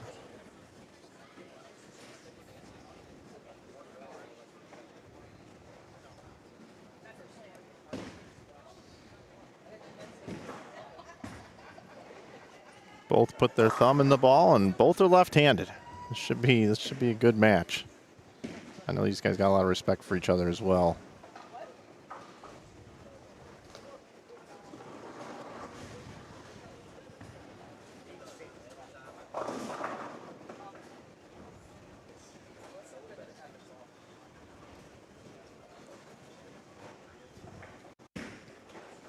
So while the guys practice, I'm going to do a few housekeeping duties here. We'll be right back with Lucas Finley versus Ryan Julian here.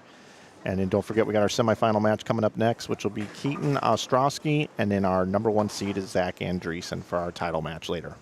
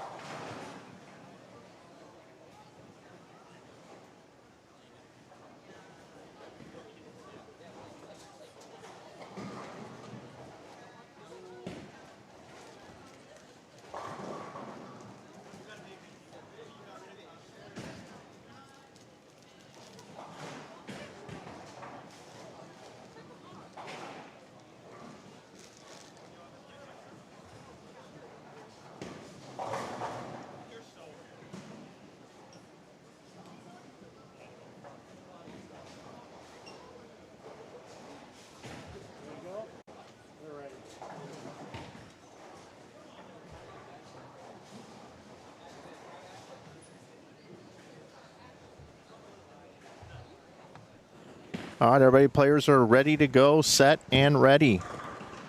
Second match, stepladder finals here from the 2024 Ebonite Fall Classic. Mike Flanagan, Joe Engelkiss here with you as we've got ourselves a battle of the Southpaws here. Lucas Finley, hottest bowler in here today. He's bowled better than anybody else on this Sunday, September the 15th, 2024. Let's see if he can keep it going here, but he's going to have his hands full against Ryan Julian.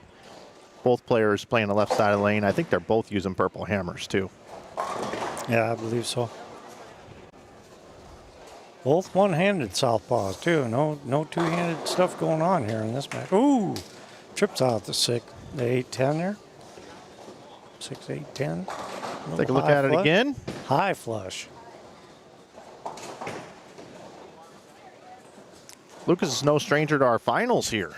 No. Made a deep run. What was it? Was it the last one that we did? Yeah, I believe so. Last one in the spring.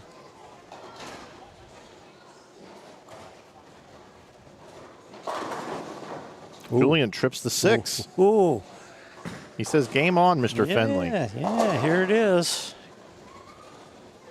What I could see from both players' first shots, they're not having any problems getting into the pocket with some angle.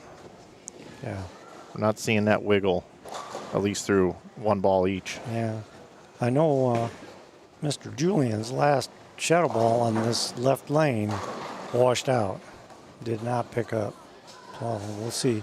That might have just been a, let me see how much I got here. Shot. It's called practice for a reason, right? Oh, yes. Test the limits. Oh, I think he liked that shot. Wow. Take a look at it again here. It's a bad break. Yep. That's a terrible break.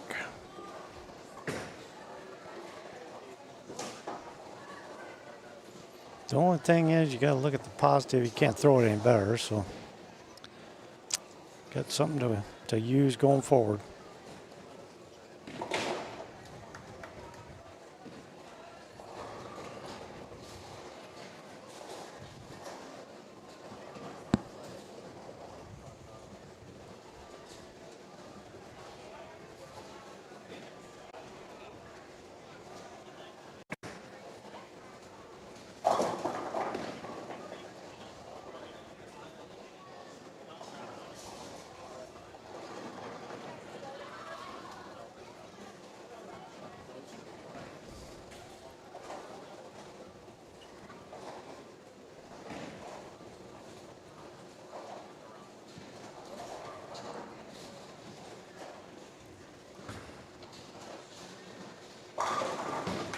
Textbook perfect. We've seen a lot of that. Yeah. Today he was right on. Didn't he bowl? He bowled 300 on what, one or two pairs over from there? I think it was the next pair over to 17 the right. and 18. I believe so. Had a couple 300s here this week. Yeah. Not a ton of them, but there was 2 or 3. Yeah, and you normally don't see those necessarily. That's kind of an anomaly. Yeah, it is. A little shorter pattern, knowing they're playing their A game, going at it with that purple hammers. See a lot of strikes, even on a 2-to-1 ratio pattern. Amazing. Finley now, left lane. Ooh. Soft speed got that corner out. Yep, looking good. Yes, he is.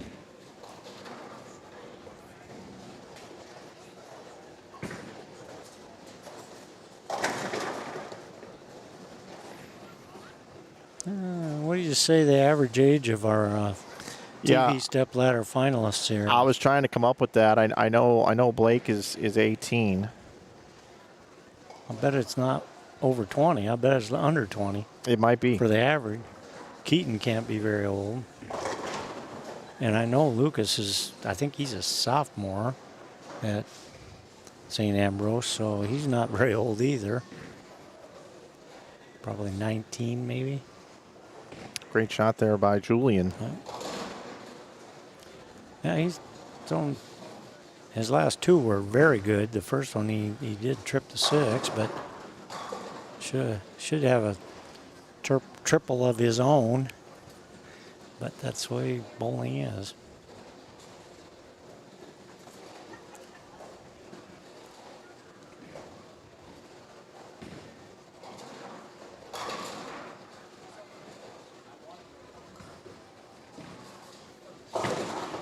Oh.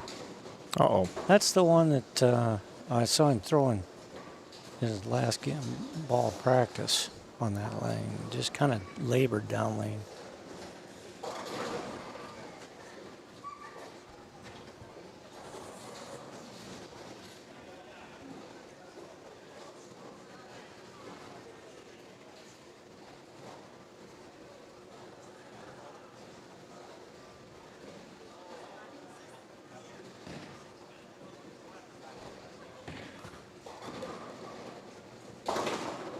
Ooh, good cover.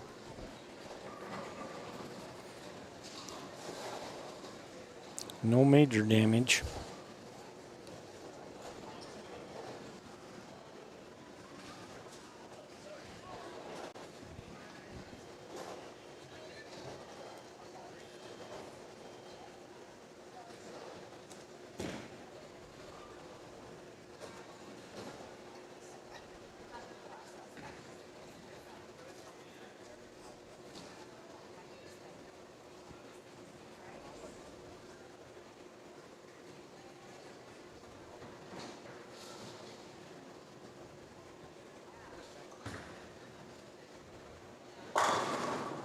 Ooh. He is just locked in right now. Yeah, that looked a lot like the last three in that 300 game. Just solid, perfect.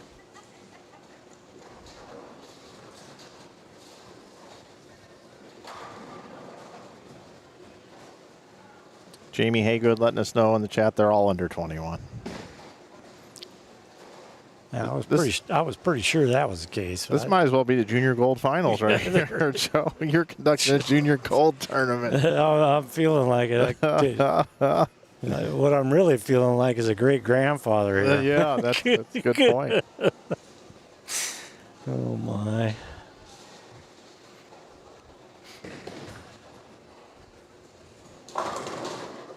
Oh, Uh-oh. tripped it out. All right. So do you consider that a break?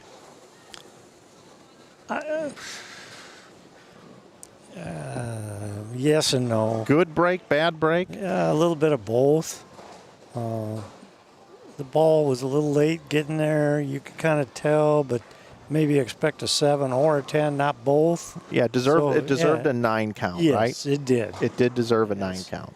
It would have been a bad break to leave the 7 and the 10. Right, but you wouldn't have been surprised if it would have knocked down all 10 either. No, I wouldn't. The old off-pocket hit. Yep, that 5 pin just went across in front of the 10, so... Ooh, no, he's okay.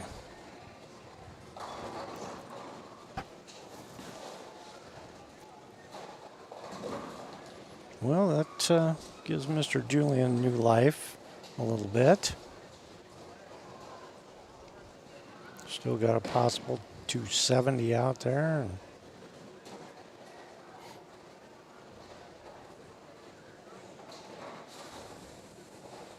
I'm wrong. 260. Whoa. Whoops. He Again. was flirting with the gutter there. Yeah, that one was quivering out there on the edge. Wow. Just 248 left now in the max for Julian. Yep.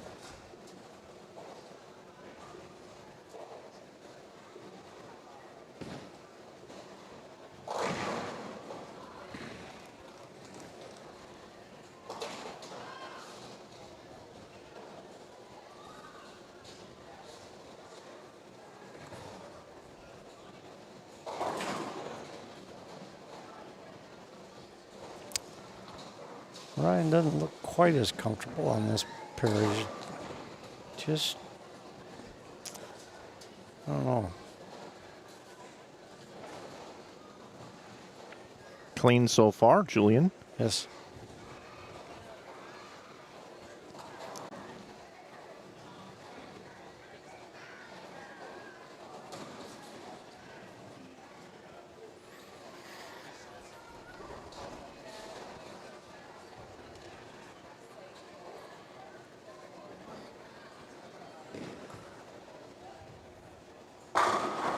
Yeah, he rolled that one really, really well.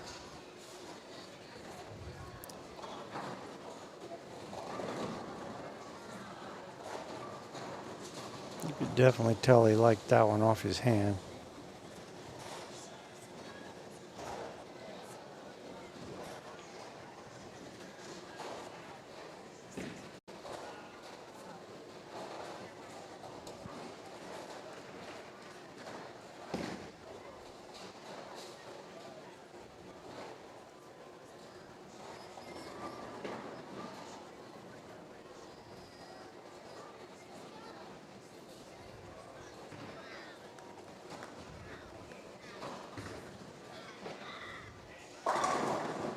Ooh, looked like he got that one in a little bit. It held pocket.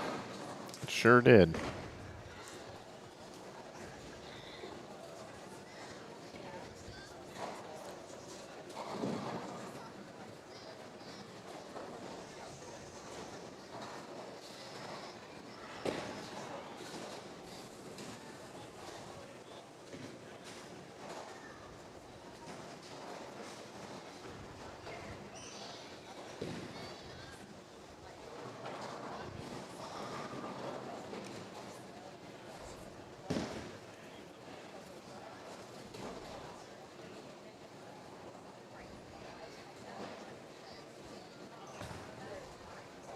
Lucas in a little bit.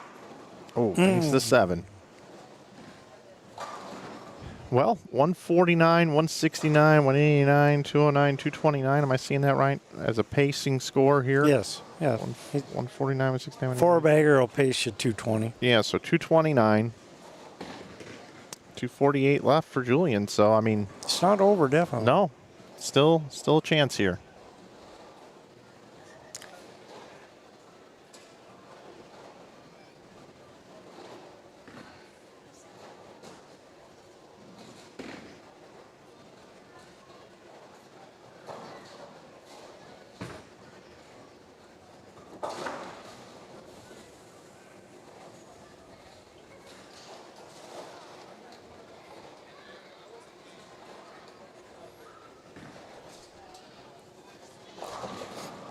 These next 2 shots are huge for Ryan Julian.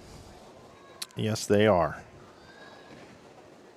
Get him right back in the match and put a little pressure on him if he gets them both.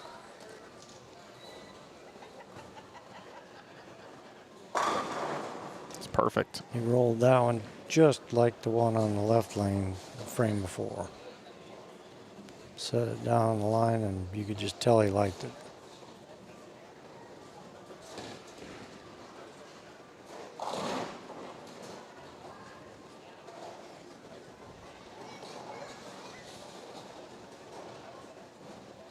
And do a re-rack. Sure is.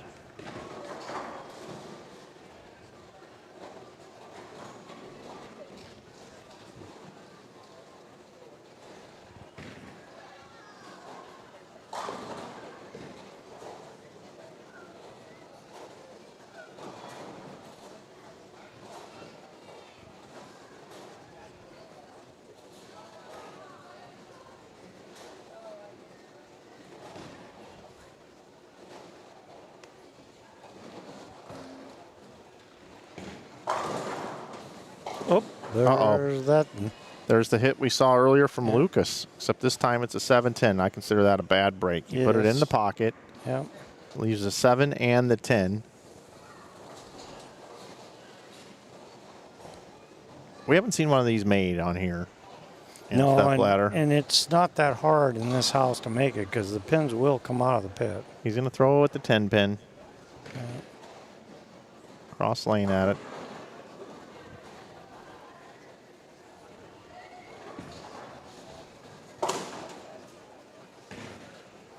Yeah, so my son made 2 splits coming out of the pit.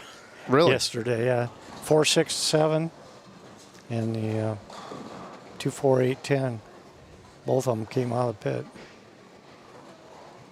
So Lucas Finley on cruise control here needs to get to 215. That's the magic number to lock him out. Yeah, he's pretty good shape right now.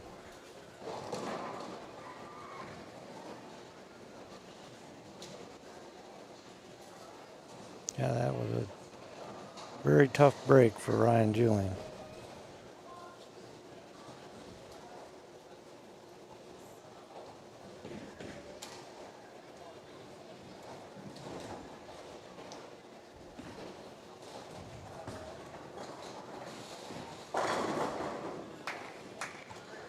And there she goes.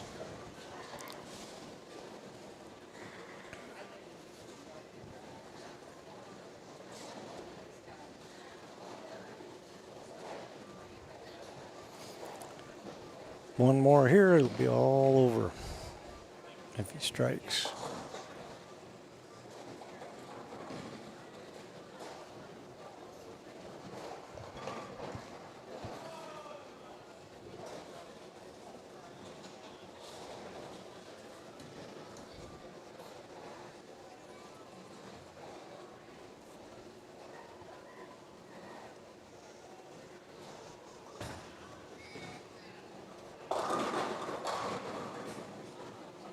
Comes in high, grabbed a handful. Something looked a little off at point of release there. Leaves the 2-4-7.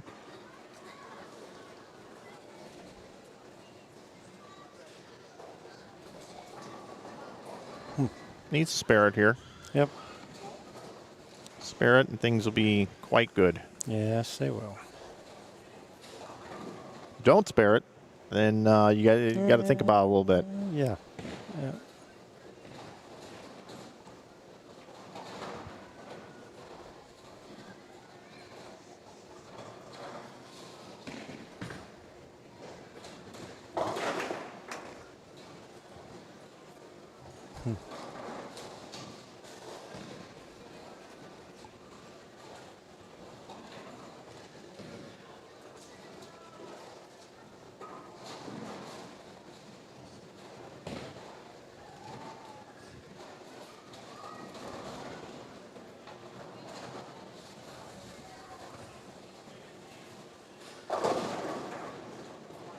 Yeah. Julian comes in light there, leaves this 10 pin, and it's about all Yeah, but pretty over. much all she wrote. 2-0, 4 max. And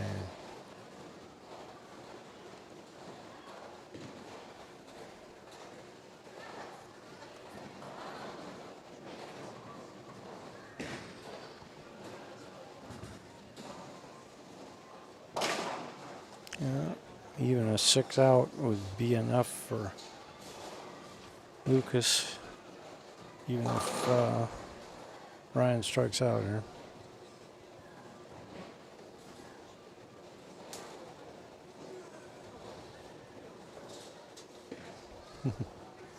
Got him talking to himself a little bit here.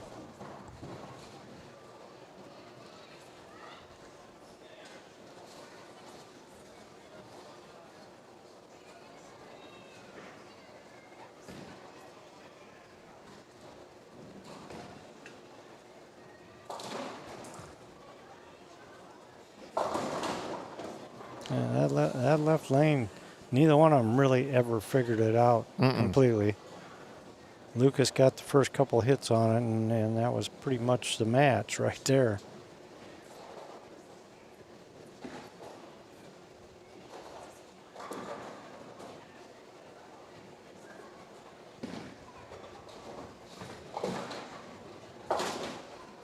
Going to finish fourth.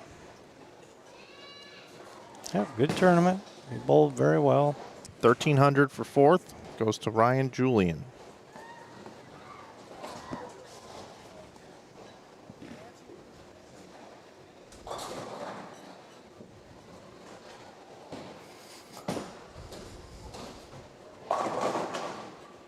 Now it's just a matter to see what Lucas ends up bowling here. Yeah. 239 left out there on the board.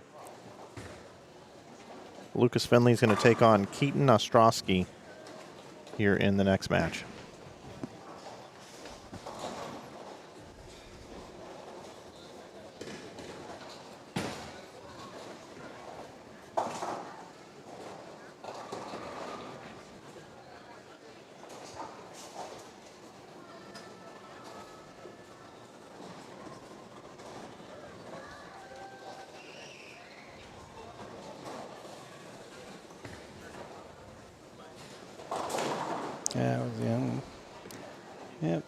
Doesn't mean anything, but 220 something, Yep, probably 229. I would guess.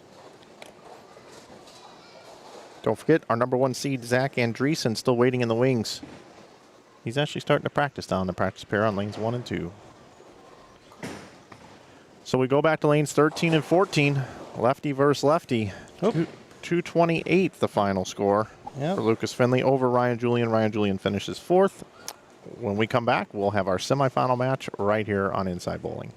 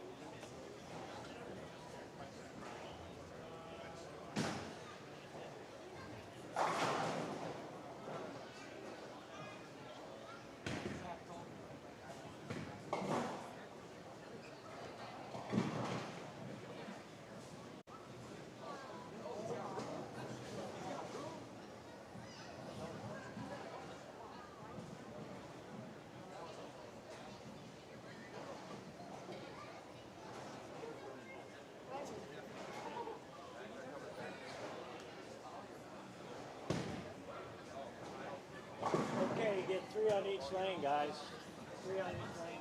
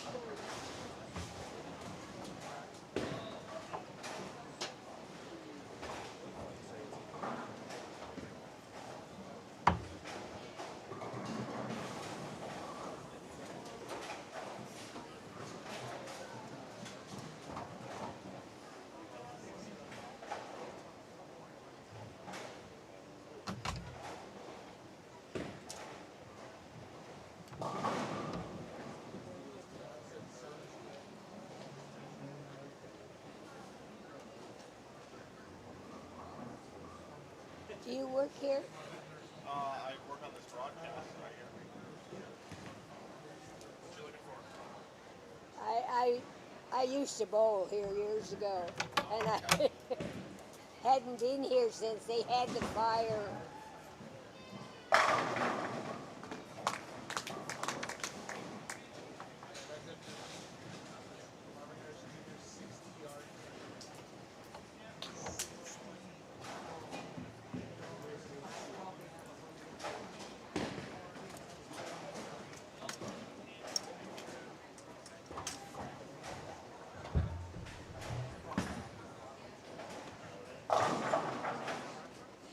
All right, folks, action underway. A couple things going on in here that I had to take care of there.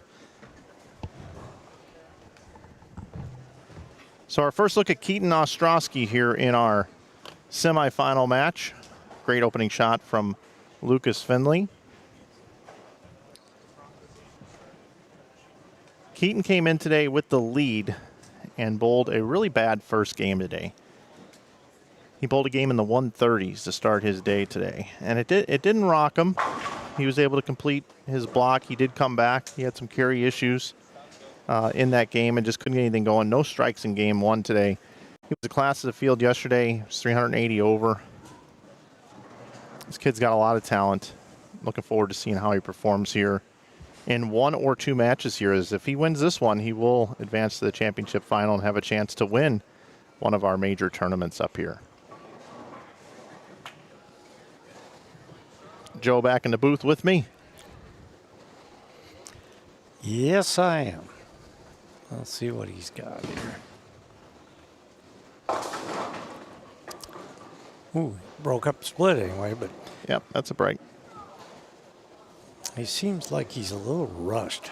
I know he's always pretty quick to the line, but might be a little bit of nerves in play here. Could be. So far, for the most part, I've been really impressed with the youth on this broadcast so far today. Oh. Not too many nerves, not any really low games, not really too lost or anything like that. No. Pretty nice performances here.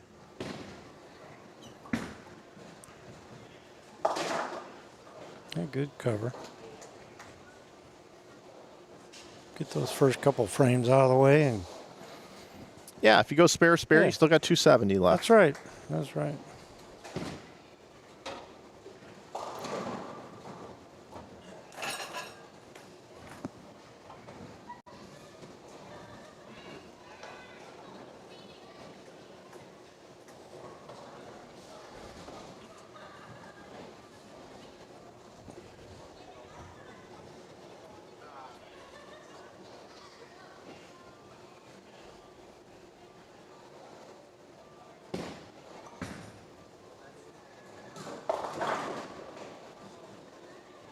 Now a high shot for Lucas. Yeah. So it's game on now. Yep. Looked like he took an awful lot of time on the approach that time, more so than normal. Might be reading too much into that, but it was like he wasn't comfortable or something.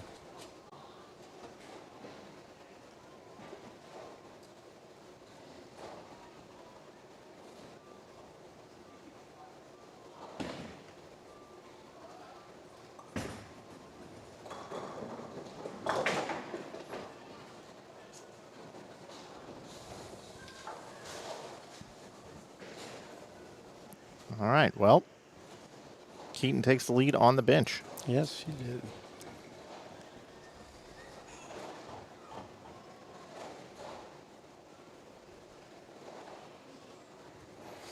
Been a lot of balls go down the left side of the lane today, so we'll see how this plays out for these guys. Holtz in the chat letting us know 3 lefties started on this pair earlier today.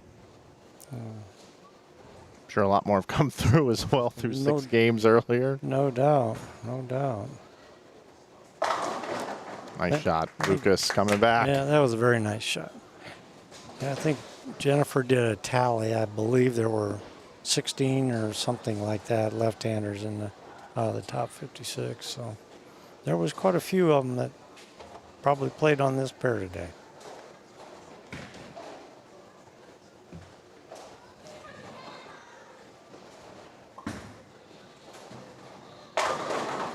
That looked a little more comfortable and more like his normal. He's always quick to the line. He generates ball speed, not by size for sure. Yeah, yesterday every game was 240 or better. It seemed like. Yeah. Kid was just. I mean, he outbowled all 168 players. Yes, he did. He's awesome. He just never slowed down. I kept waiting, because a couple of them in the last couple of games struggled a little bit, even on the left side, and he just kept going. Putting up big number after big number. I got away with one there. Oh, my goodness. Wow.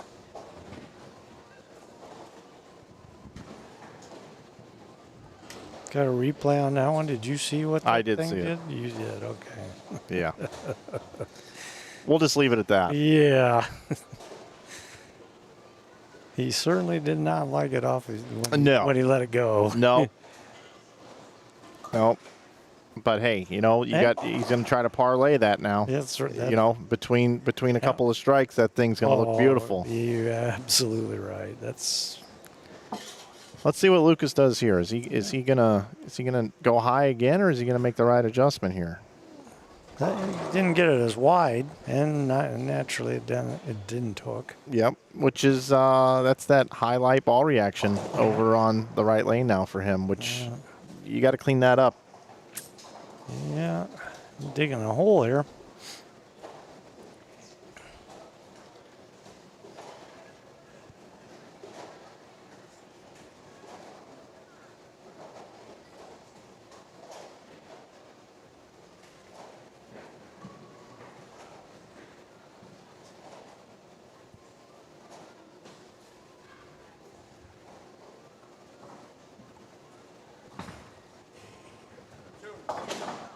Ooh, almost. Close.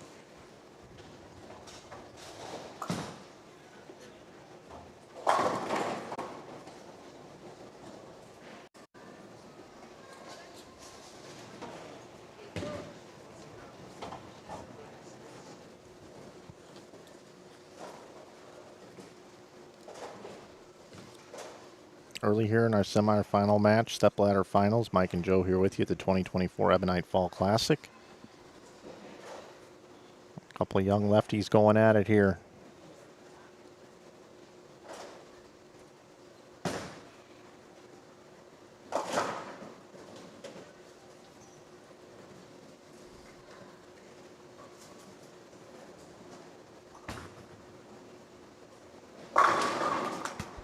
Well, he's got the left lane, no problem at all. You just got to figure out that right lane. Maybe go a little bit left, a little bit more direct, just kind of fire at the head pin and just hope and pray you can knock down 10. We'll see what he does, what the adjustment is. But now, right now, advantage goes to Keaton Ostrowski. Although on the left lane, his last shot was not great either. Let's see if he can compound this and parlay it into something big. Strike here, 10 gets you 30 on the double. Here we go. Right lane. And that one just gasses past it. Huh. Crazy stuff going on that one. Yeah, scoring pace coming down a bit here. Pressure's going up, scoring pace going down. Yeah, that's a good point.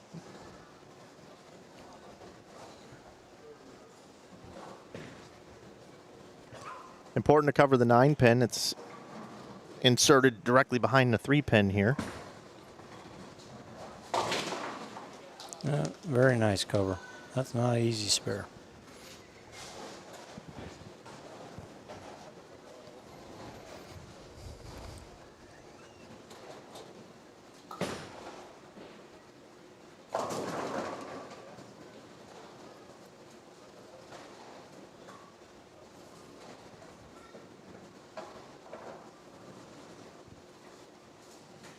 .255 still left out there for Keaton. 236 left for Finley.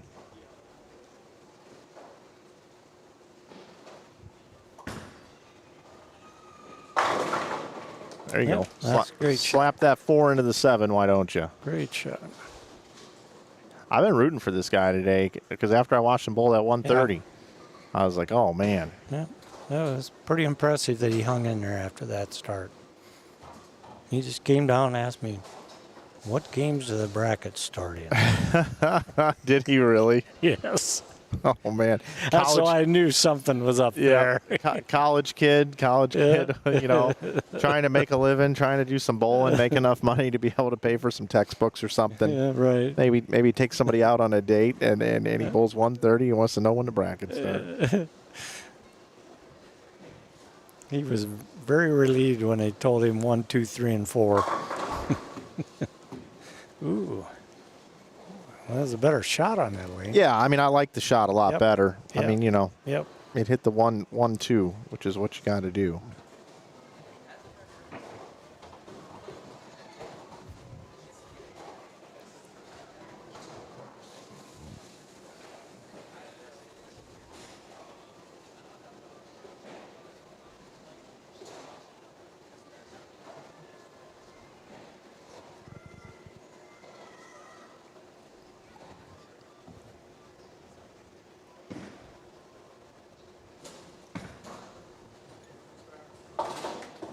Nice cover.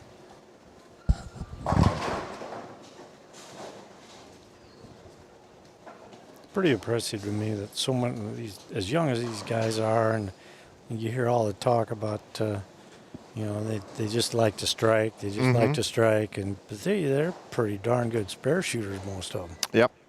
Yeah. Yep, no question. Covering the tough combinations and the corner pins, doing a pretty good job.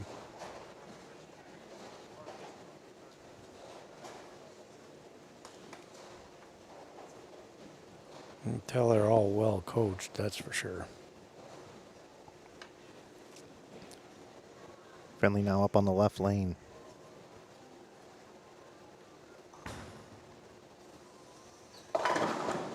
Man. Yeah.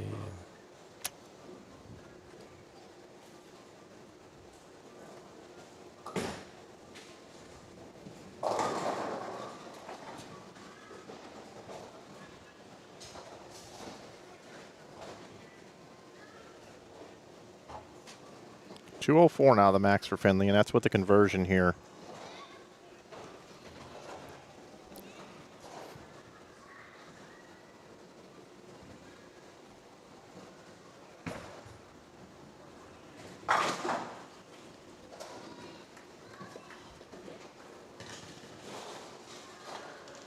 .205 pace right now for Keaton. Neither player really completely lined up on both lanes, though. No. I mean, open frames can bite you here.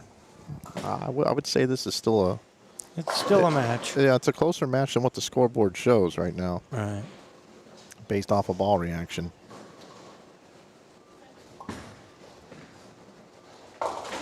Yeah, another really high shot. Wow. Yeah, this is one of those situations where if you've got a little lead, you might want to play it safe. You might want to just make sure you get 9 on every ball. Yeah. Because now look what we have here. The old 2, 4, 6, 7, 10. Going to have to slide that 2 pin over into the 6 and the 10 and have the ball take out the 4 and the 7. Degree of difficulty for a player of this caliber, probably 6. Yeah. It is makeable. Yeah. I didn't quite get there. No, so now you look at the scoreboard. Lost count, too. Yeah, you got 204, 219 left. Mm-hmm. 15 pin match. And you can tell neither bowler is very comfortable with what they've got right now. Right. I like what Lucas did on the right lane the last time. Mm-hmm. I was shocked by his shot on the left lane. Yeah. He had ace 3 in a row on that left lane. He put them all there.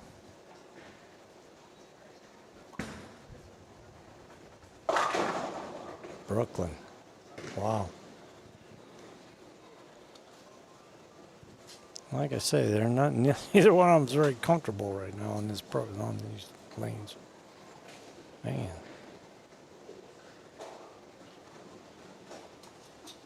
Yeah, it's really going to come down the last few frames here on what guy can strike, or maybe even what guy can throw a double, if that's even out there available at this point. Exactly. Might just be the one that can stay out of trouble and not make a split. Yeah. Yep. Important to make this. Okay, there's a spare. So 209 the max. 204 the max for Lucas Finley. But just like I just said about Keaton there, Lucas, he's not lined up by any means. So, No. I mean, it could just go back and forth here. Yeah. Old-fashioned grind out this point in the event on this pair. Yeah, his last 2 shots on this lane have been not very good. So we'll see. Although the last one, he did just leave the 7-pin. It wasn't a terrible shot. No, it was the best shot in the last few. By far on that lane.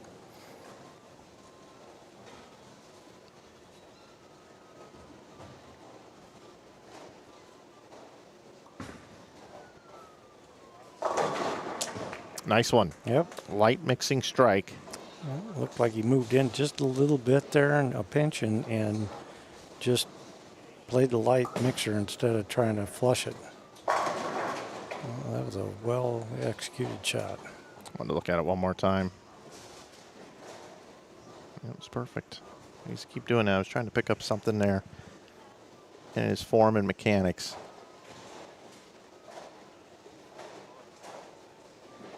Got a nice, simple game. He's never going to have timing issues or anything like that. I like it.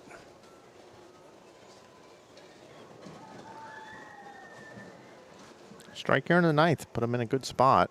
Yes, it would. 204 still left out there. Yep. And again high. 4, 6, 10. Boy. They're just both struggling. Yeah, it's tough. Do you stay in the same part of the lane, or do you start to try, you really can't open up this pattern too much. In my opinion here, I don't know what types of bowling balls Lucas has in his bag. I don't know if he's involved with any staffs or anything. He's throwing a purple hammer. I think you go into a either an IQ 78 or a black hammer at this point on the left lane where it's hooking too much. Easy for us to say up here in the booth. Right. But a ball change to a cleaner urethane ball might have been a good answer for him on the left lane. But he can just max at 172 now. So Keaton can kind of relax here a little bit, but he's got to avoid these 5-count type things. He's just got to go up and hit the 1-2 and not worry about whether or not he's going to get 10. Get your 9. 9 is fine. Oh, that's fired. But it got back. Wow. Well, he just threw that right through any issues. Man. 18 miles an hour, he fired that one down there. This is slow motion, by the way. He got all over that one. He said, heck with that playing safe stuff. I'll give it the... Speed and the business. Yep, he gave it the business for sure. Oh, doesn't quite connect on the 7. But I think that's enough. It is, because the magic number is 173. Yep. He's got 177 right now. If he misses it. Yep. Game over. So we've got our championship determined here. Keaton Ostrowski is going to take on Zach Andreessen.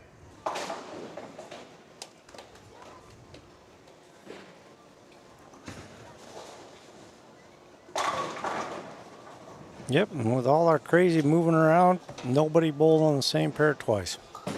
There we go.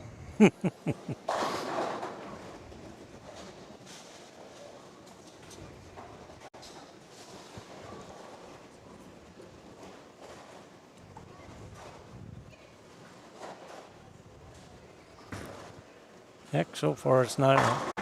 We could have just skipped all these matches because I know it. They're 5-4-3 right where they started. Oh boy.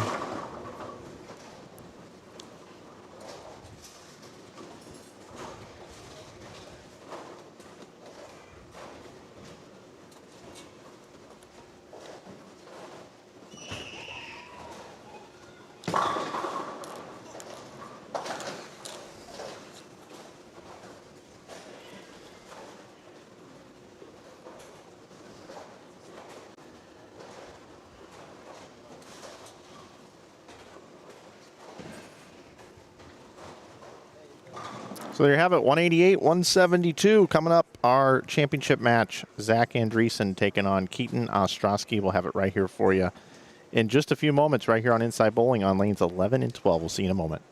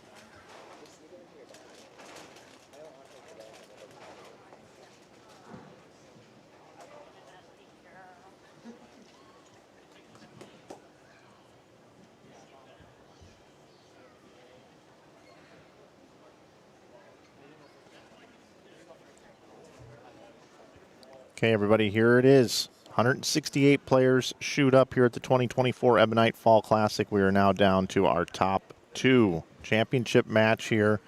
Number 1 seed Zach Andreessen versus the number 2 seed Keaton Ostrowski.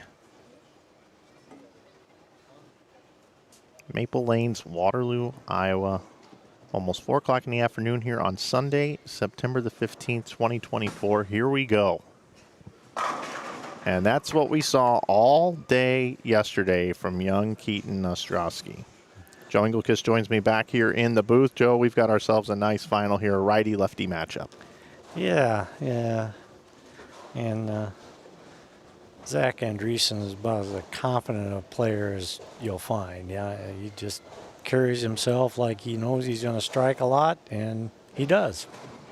He also had a nice day of bowling today. I do have through 5 games earlier, individual games, 258, 194, 247, 275, 247. I don't know what he had the last game, but still a great day of bowling. He really rocketed his way up the standings today. Got all the way to the number 1 seed, and you can see why right there in a shot like that. Take a look at that one more time. Great style, as you mentioned, very confident down and through the shot. Stays down until about the ball exits the pattern, and boom, there's 10 back. We got to strike a piece up, Joe. Yeah. I would guess this will be a higher scoring pair. For whatever reason, 13 and 14 seem to be a little tougher on both sides this weekend. So 11 and 12 typically is a really good pair in this house. Yeah, we had 300 and the front 9 twice on 9 and 10 next door as well. So a couple good lanes there in the bay. Both of those pairs are very good. Now, you can't always count on the miles per hour that bowling centers have in with the calculations, but you do see 18.37 versus 16.11 up on the board between the 2 players. Oh, and a 2.8 now comes in a little bit light. Threw that a little bit harder based on the miles per hour on the screen, but it's definitely didn't read the pattern as well.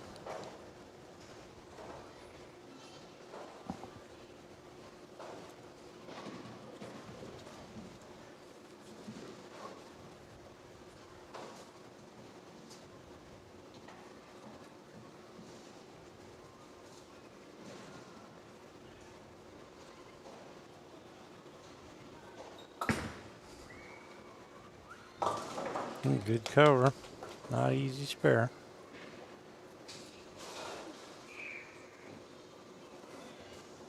So Keaton with an opportunity here to go up and start with a double. We'll get a lot of information here on this second shot, see how lined up he is on the 2 lanes. Something I think that we don't talk about enough is how in our sport, when you bowl, you've got to get lined up not on 1 lane, but on 2. We bowl on 2 lanes. It's not 1 lane. Whoever decided that, I don't know how that ever worked out. Why didn't we bowl across 4 for a game? You know, I don't know who came up with this, but that's what we do. And there you go, a pair of lanes. Yep, nice light mixer there. Take a look at the pin action on this one right here.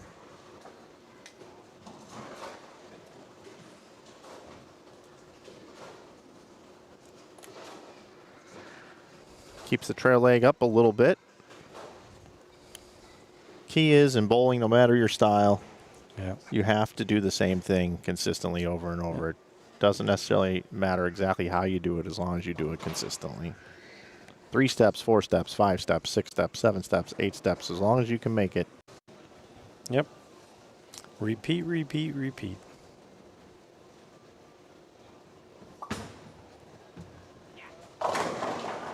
He didn't like that one.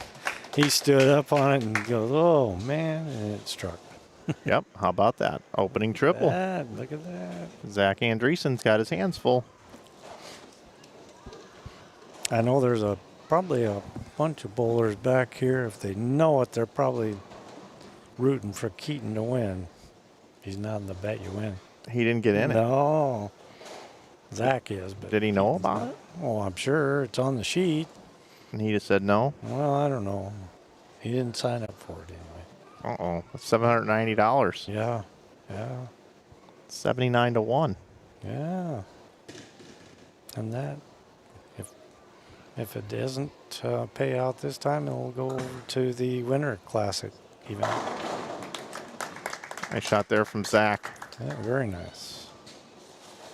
So you're trying to tell me, Joe, the bowlers would be rooting for that money to carry over? No, that would never. No, no, Nah, no, nah. Bowlers aren't that way. no, never.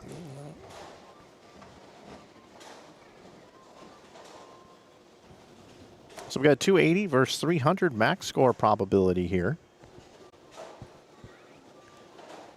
So for Zach, I wonder what all the ribbons are for. He's got a lot of different colored ribbons on his shirt. Yeah, I'm not sure. It's got to be some kind of a cancer cares or something like that. A cause of some sort. Yeah, Yeah. cause, yeah. I like it. If he wins the tournament, that's the first question I'm going to ask. There you go. There you go. Inquiring minds want to know.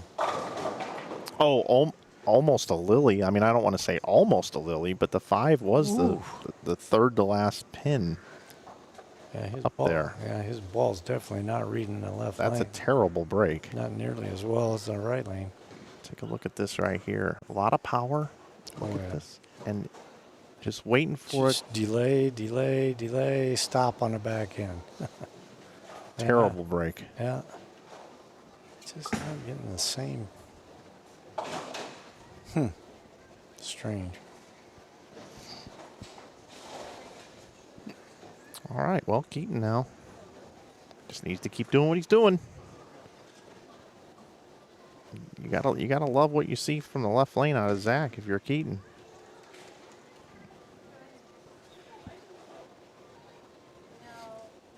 Yeah, the strange thing is that's the that's the lane he chose to finish on.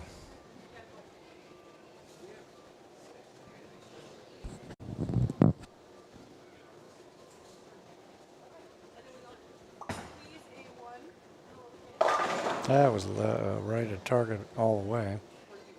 Got away with it.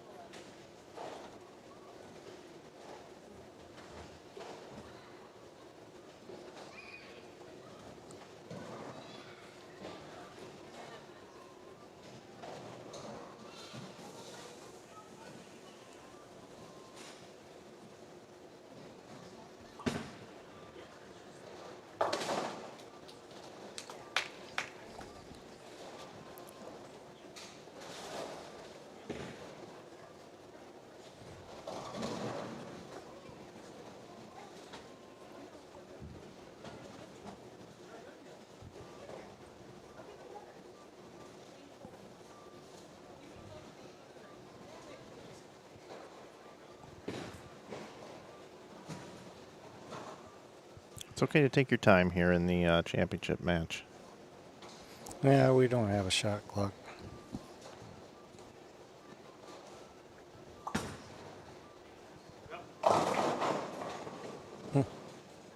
I don't mind this though. I don't mind the light hit and the confident shots here. Yeah, when your opponent 7-10 and Yep. it's got a couple 8 counts up there and you got an opening triple, I don't mind it.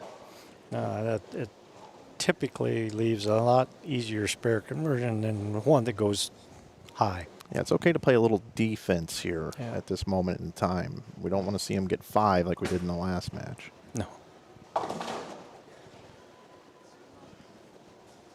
So through 5 frames, he's got to be happy with that. 5 clean filled frames, all 9 counts or better, and 3 compounding strikes together. Now Zach, he's got to think to himself here, well, my opponent's not striking, Right. which means if I do put together 4 or 5 strikes in a row, I can possibly beat this guy. Yeah. Certainly can make a match of it and put a little pressure. He loves the right lane. Yeah. So Loves it. far, he has thrown 2 dandies on this line.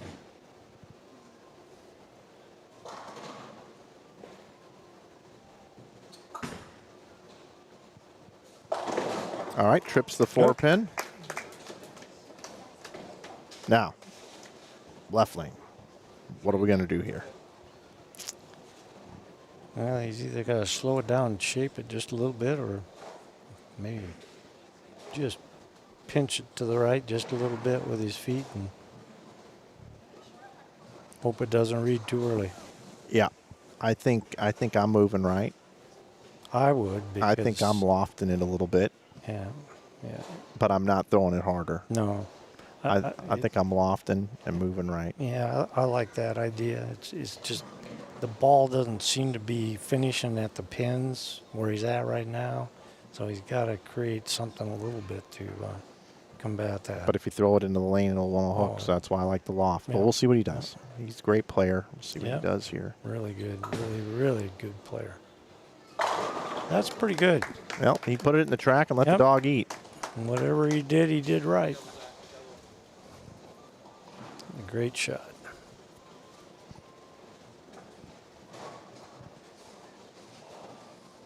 Keaton with a 20-pin lead right now. That double's got to make him think a little though now. Maybe a little. Maybe a little. A little bit. You just gotta avoid 7, 6, 5, Yep. or 4. That's really what you got to do here. That's a good shot. Nice shot, Keaton. Yep. Beautiful. Wonderful shot in the 6th.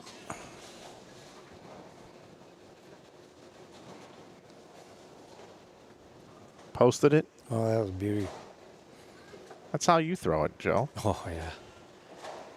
25 years ago, maybe. Getting to be lucky to just get it down the lane now.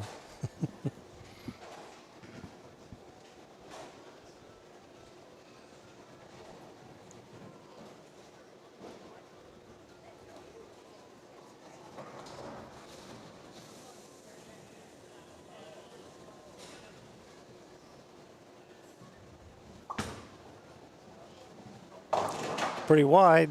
Yeah, it was way wide. It was. It was. I wasn't sure what that bowling ball was going to do. But here's the 6 count I talked about. Yeah. Difficult spare. He definitely gunned that one. He threw it just a touch harder and never did read. 248 Plus a still little left wide. on the board for Zach. Yep. Ooh, he's got a shot. Covers it. What Yes. an Oh, unbelievable That's a- spare. And no lost count. Awesome spare right there. Yeah, that was huge. Nice spare. Now they both have 248 max. Yep. That might be the winning shot of the match. It could very well be.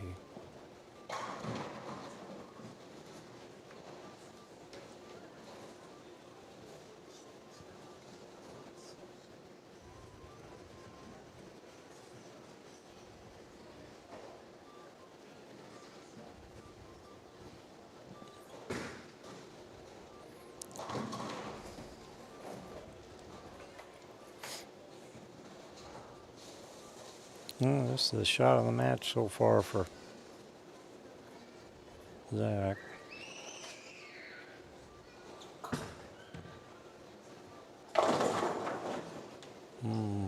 Comes on light. Yeah, we just saw him trip a 4-pin on that lane. I didn't mind the shot either. I thought it was pretty good. Yeah, it had a chance.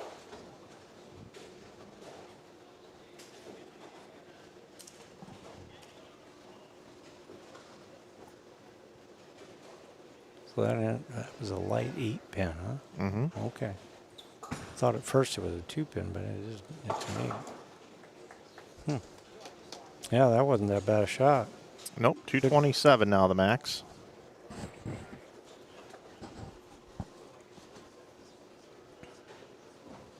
So back to the left lane. This is where we saw him cross about the 15th board out to about the 10th board, right in the track area. Mm-hmm. Give or take, right around in that range.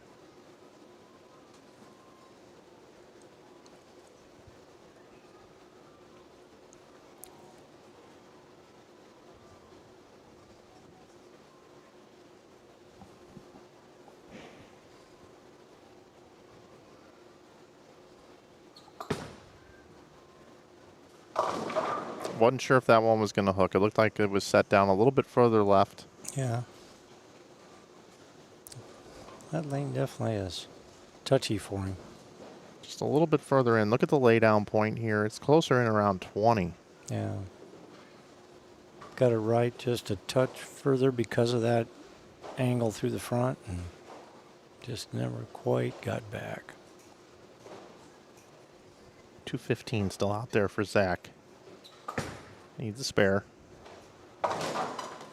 Ball touched both the pins there. So 215, as I said, the max. Going at a 195 pace. 248 the max here for young Keaton Ostrowski. Debut Greater Iowa Bowling Association event. Yes, it is. You could go 1 for 1. Yeah. Retire undefeated. Yeah. Hey, there you go. That's it. 1 for 1. He could do it. Mm.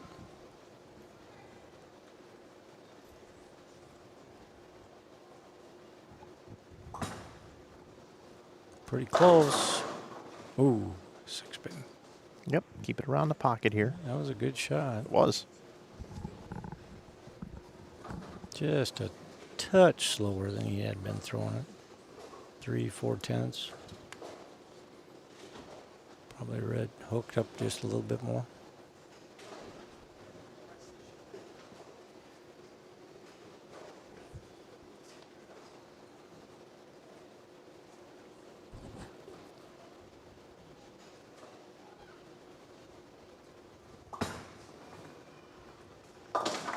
So spares that in the 8th. Coming up here in the 9th frame. If he strikes on this next ball, he cannot be shut out.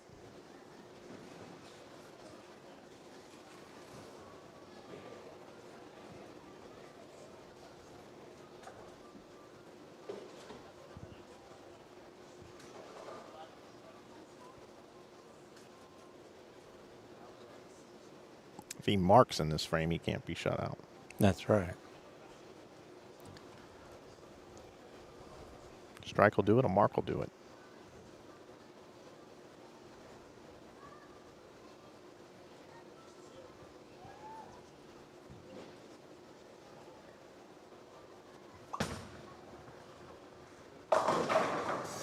Okay. Oh, we got away with it. A little bit of a break there. Yeah. Started that at it a little bit more than he had been on that lane. Last time he got it wide and it didn't come back, so he made sure he didn't do that this time.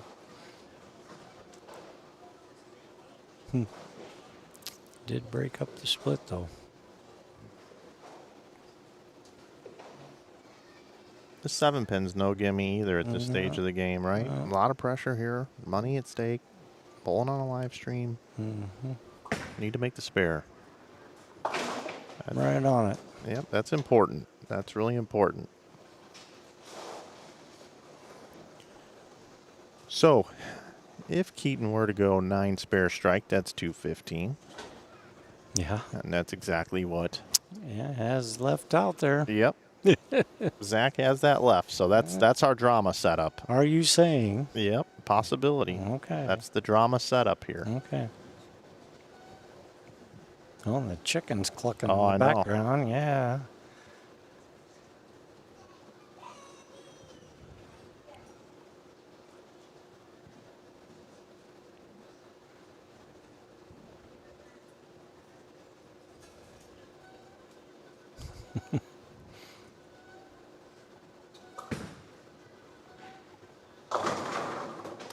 Yep, that's a big shot. I'll tell you what I liked about that one. It looks like he went a little more left to right, but he softened up on the speed and he incorporated a little bit of loft. Watch this. The ball speed is lower, which gives the ball time to hook. Right. Light mixer.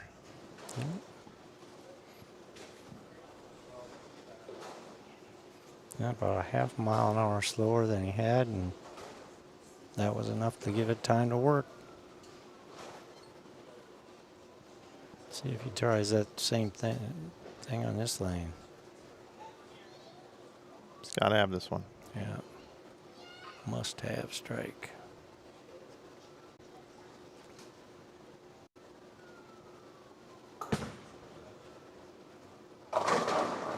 Does not get the light mixing strike on the left lane. Oh, I bet you he was counting that one. That's bread and butter for these young guys with all that rev rate. Sure is.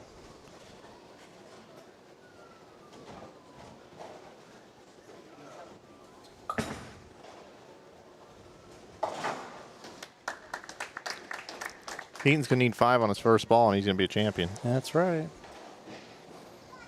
Maybe. Might not even need that many. May not. Strike here.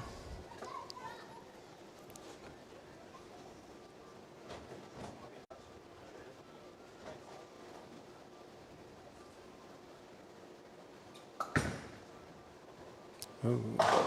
Oh, he really, that one he just fed it out there and slower and rolled right in there and struck, of course. Well, we'll see. I did see a few 4 counts this weekend. I don't see that happening here. Probably be the high, hard one.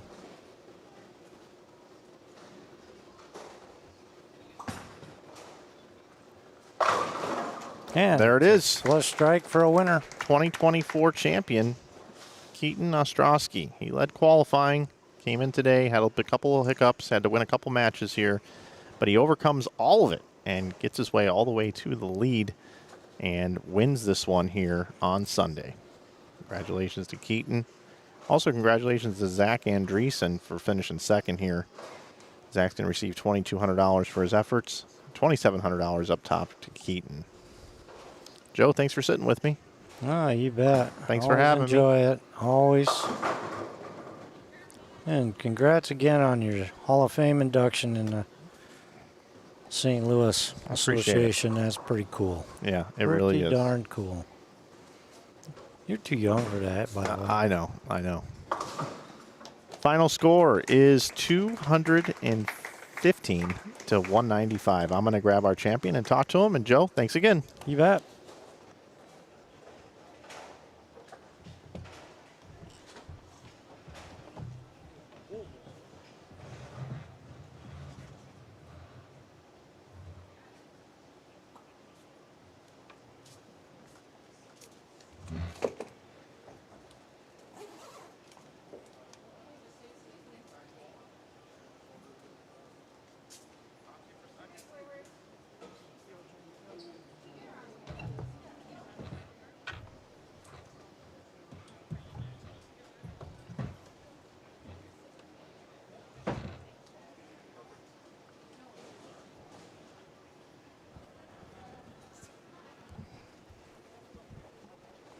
All right, everybody. Here I am with my man Keaton Ostrowski. I've never met you before, so I'm Mike. Nice to meet you. Nice to meet you. I didn't know anything about you coming into this event, so tell me and the audience at home a little bit about your background and where you come from, your bowling, and all that kind of stuff. All right, so I'm from Rochester, New York. I grew up with coaches Chris Lamb and Mike Ramey. Oh, okay. Yeah, so I saw Mike in the chat. That makes Yeah. sense now. He's been Okay. watching me. Thank you, Mike.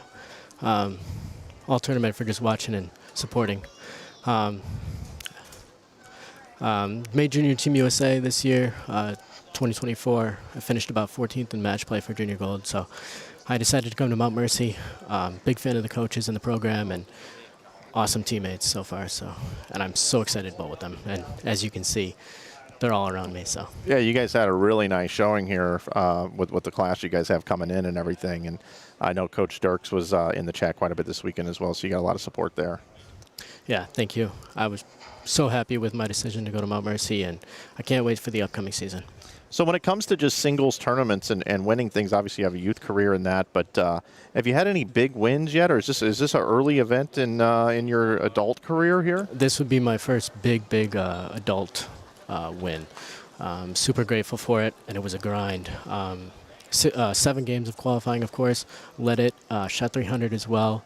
And then I came in today, and I had a rough first game, but I managed to battle it out. And to get in the top 4, I came into the last game. I had very talented Cameron Crowe behind me, and I just had to keep it up. And I was able to get my spot in second seed, and I just made some good shots.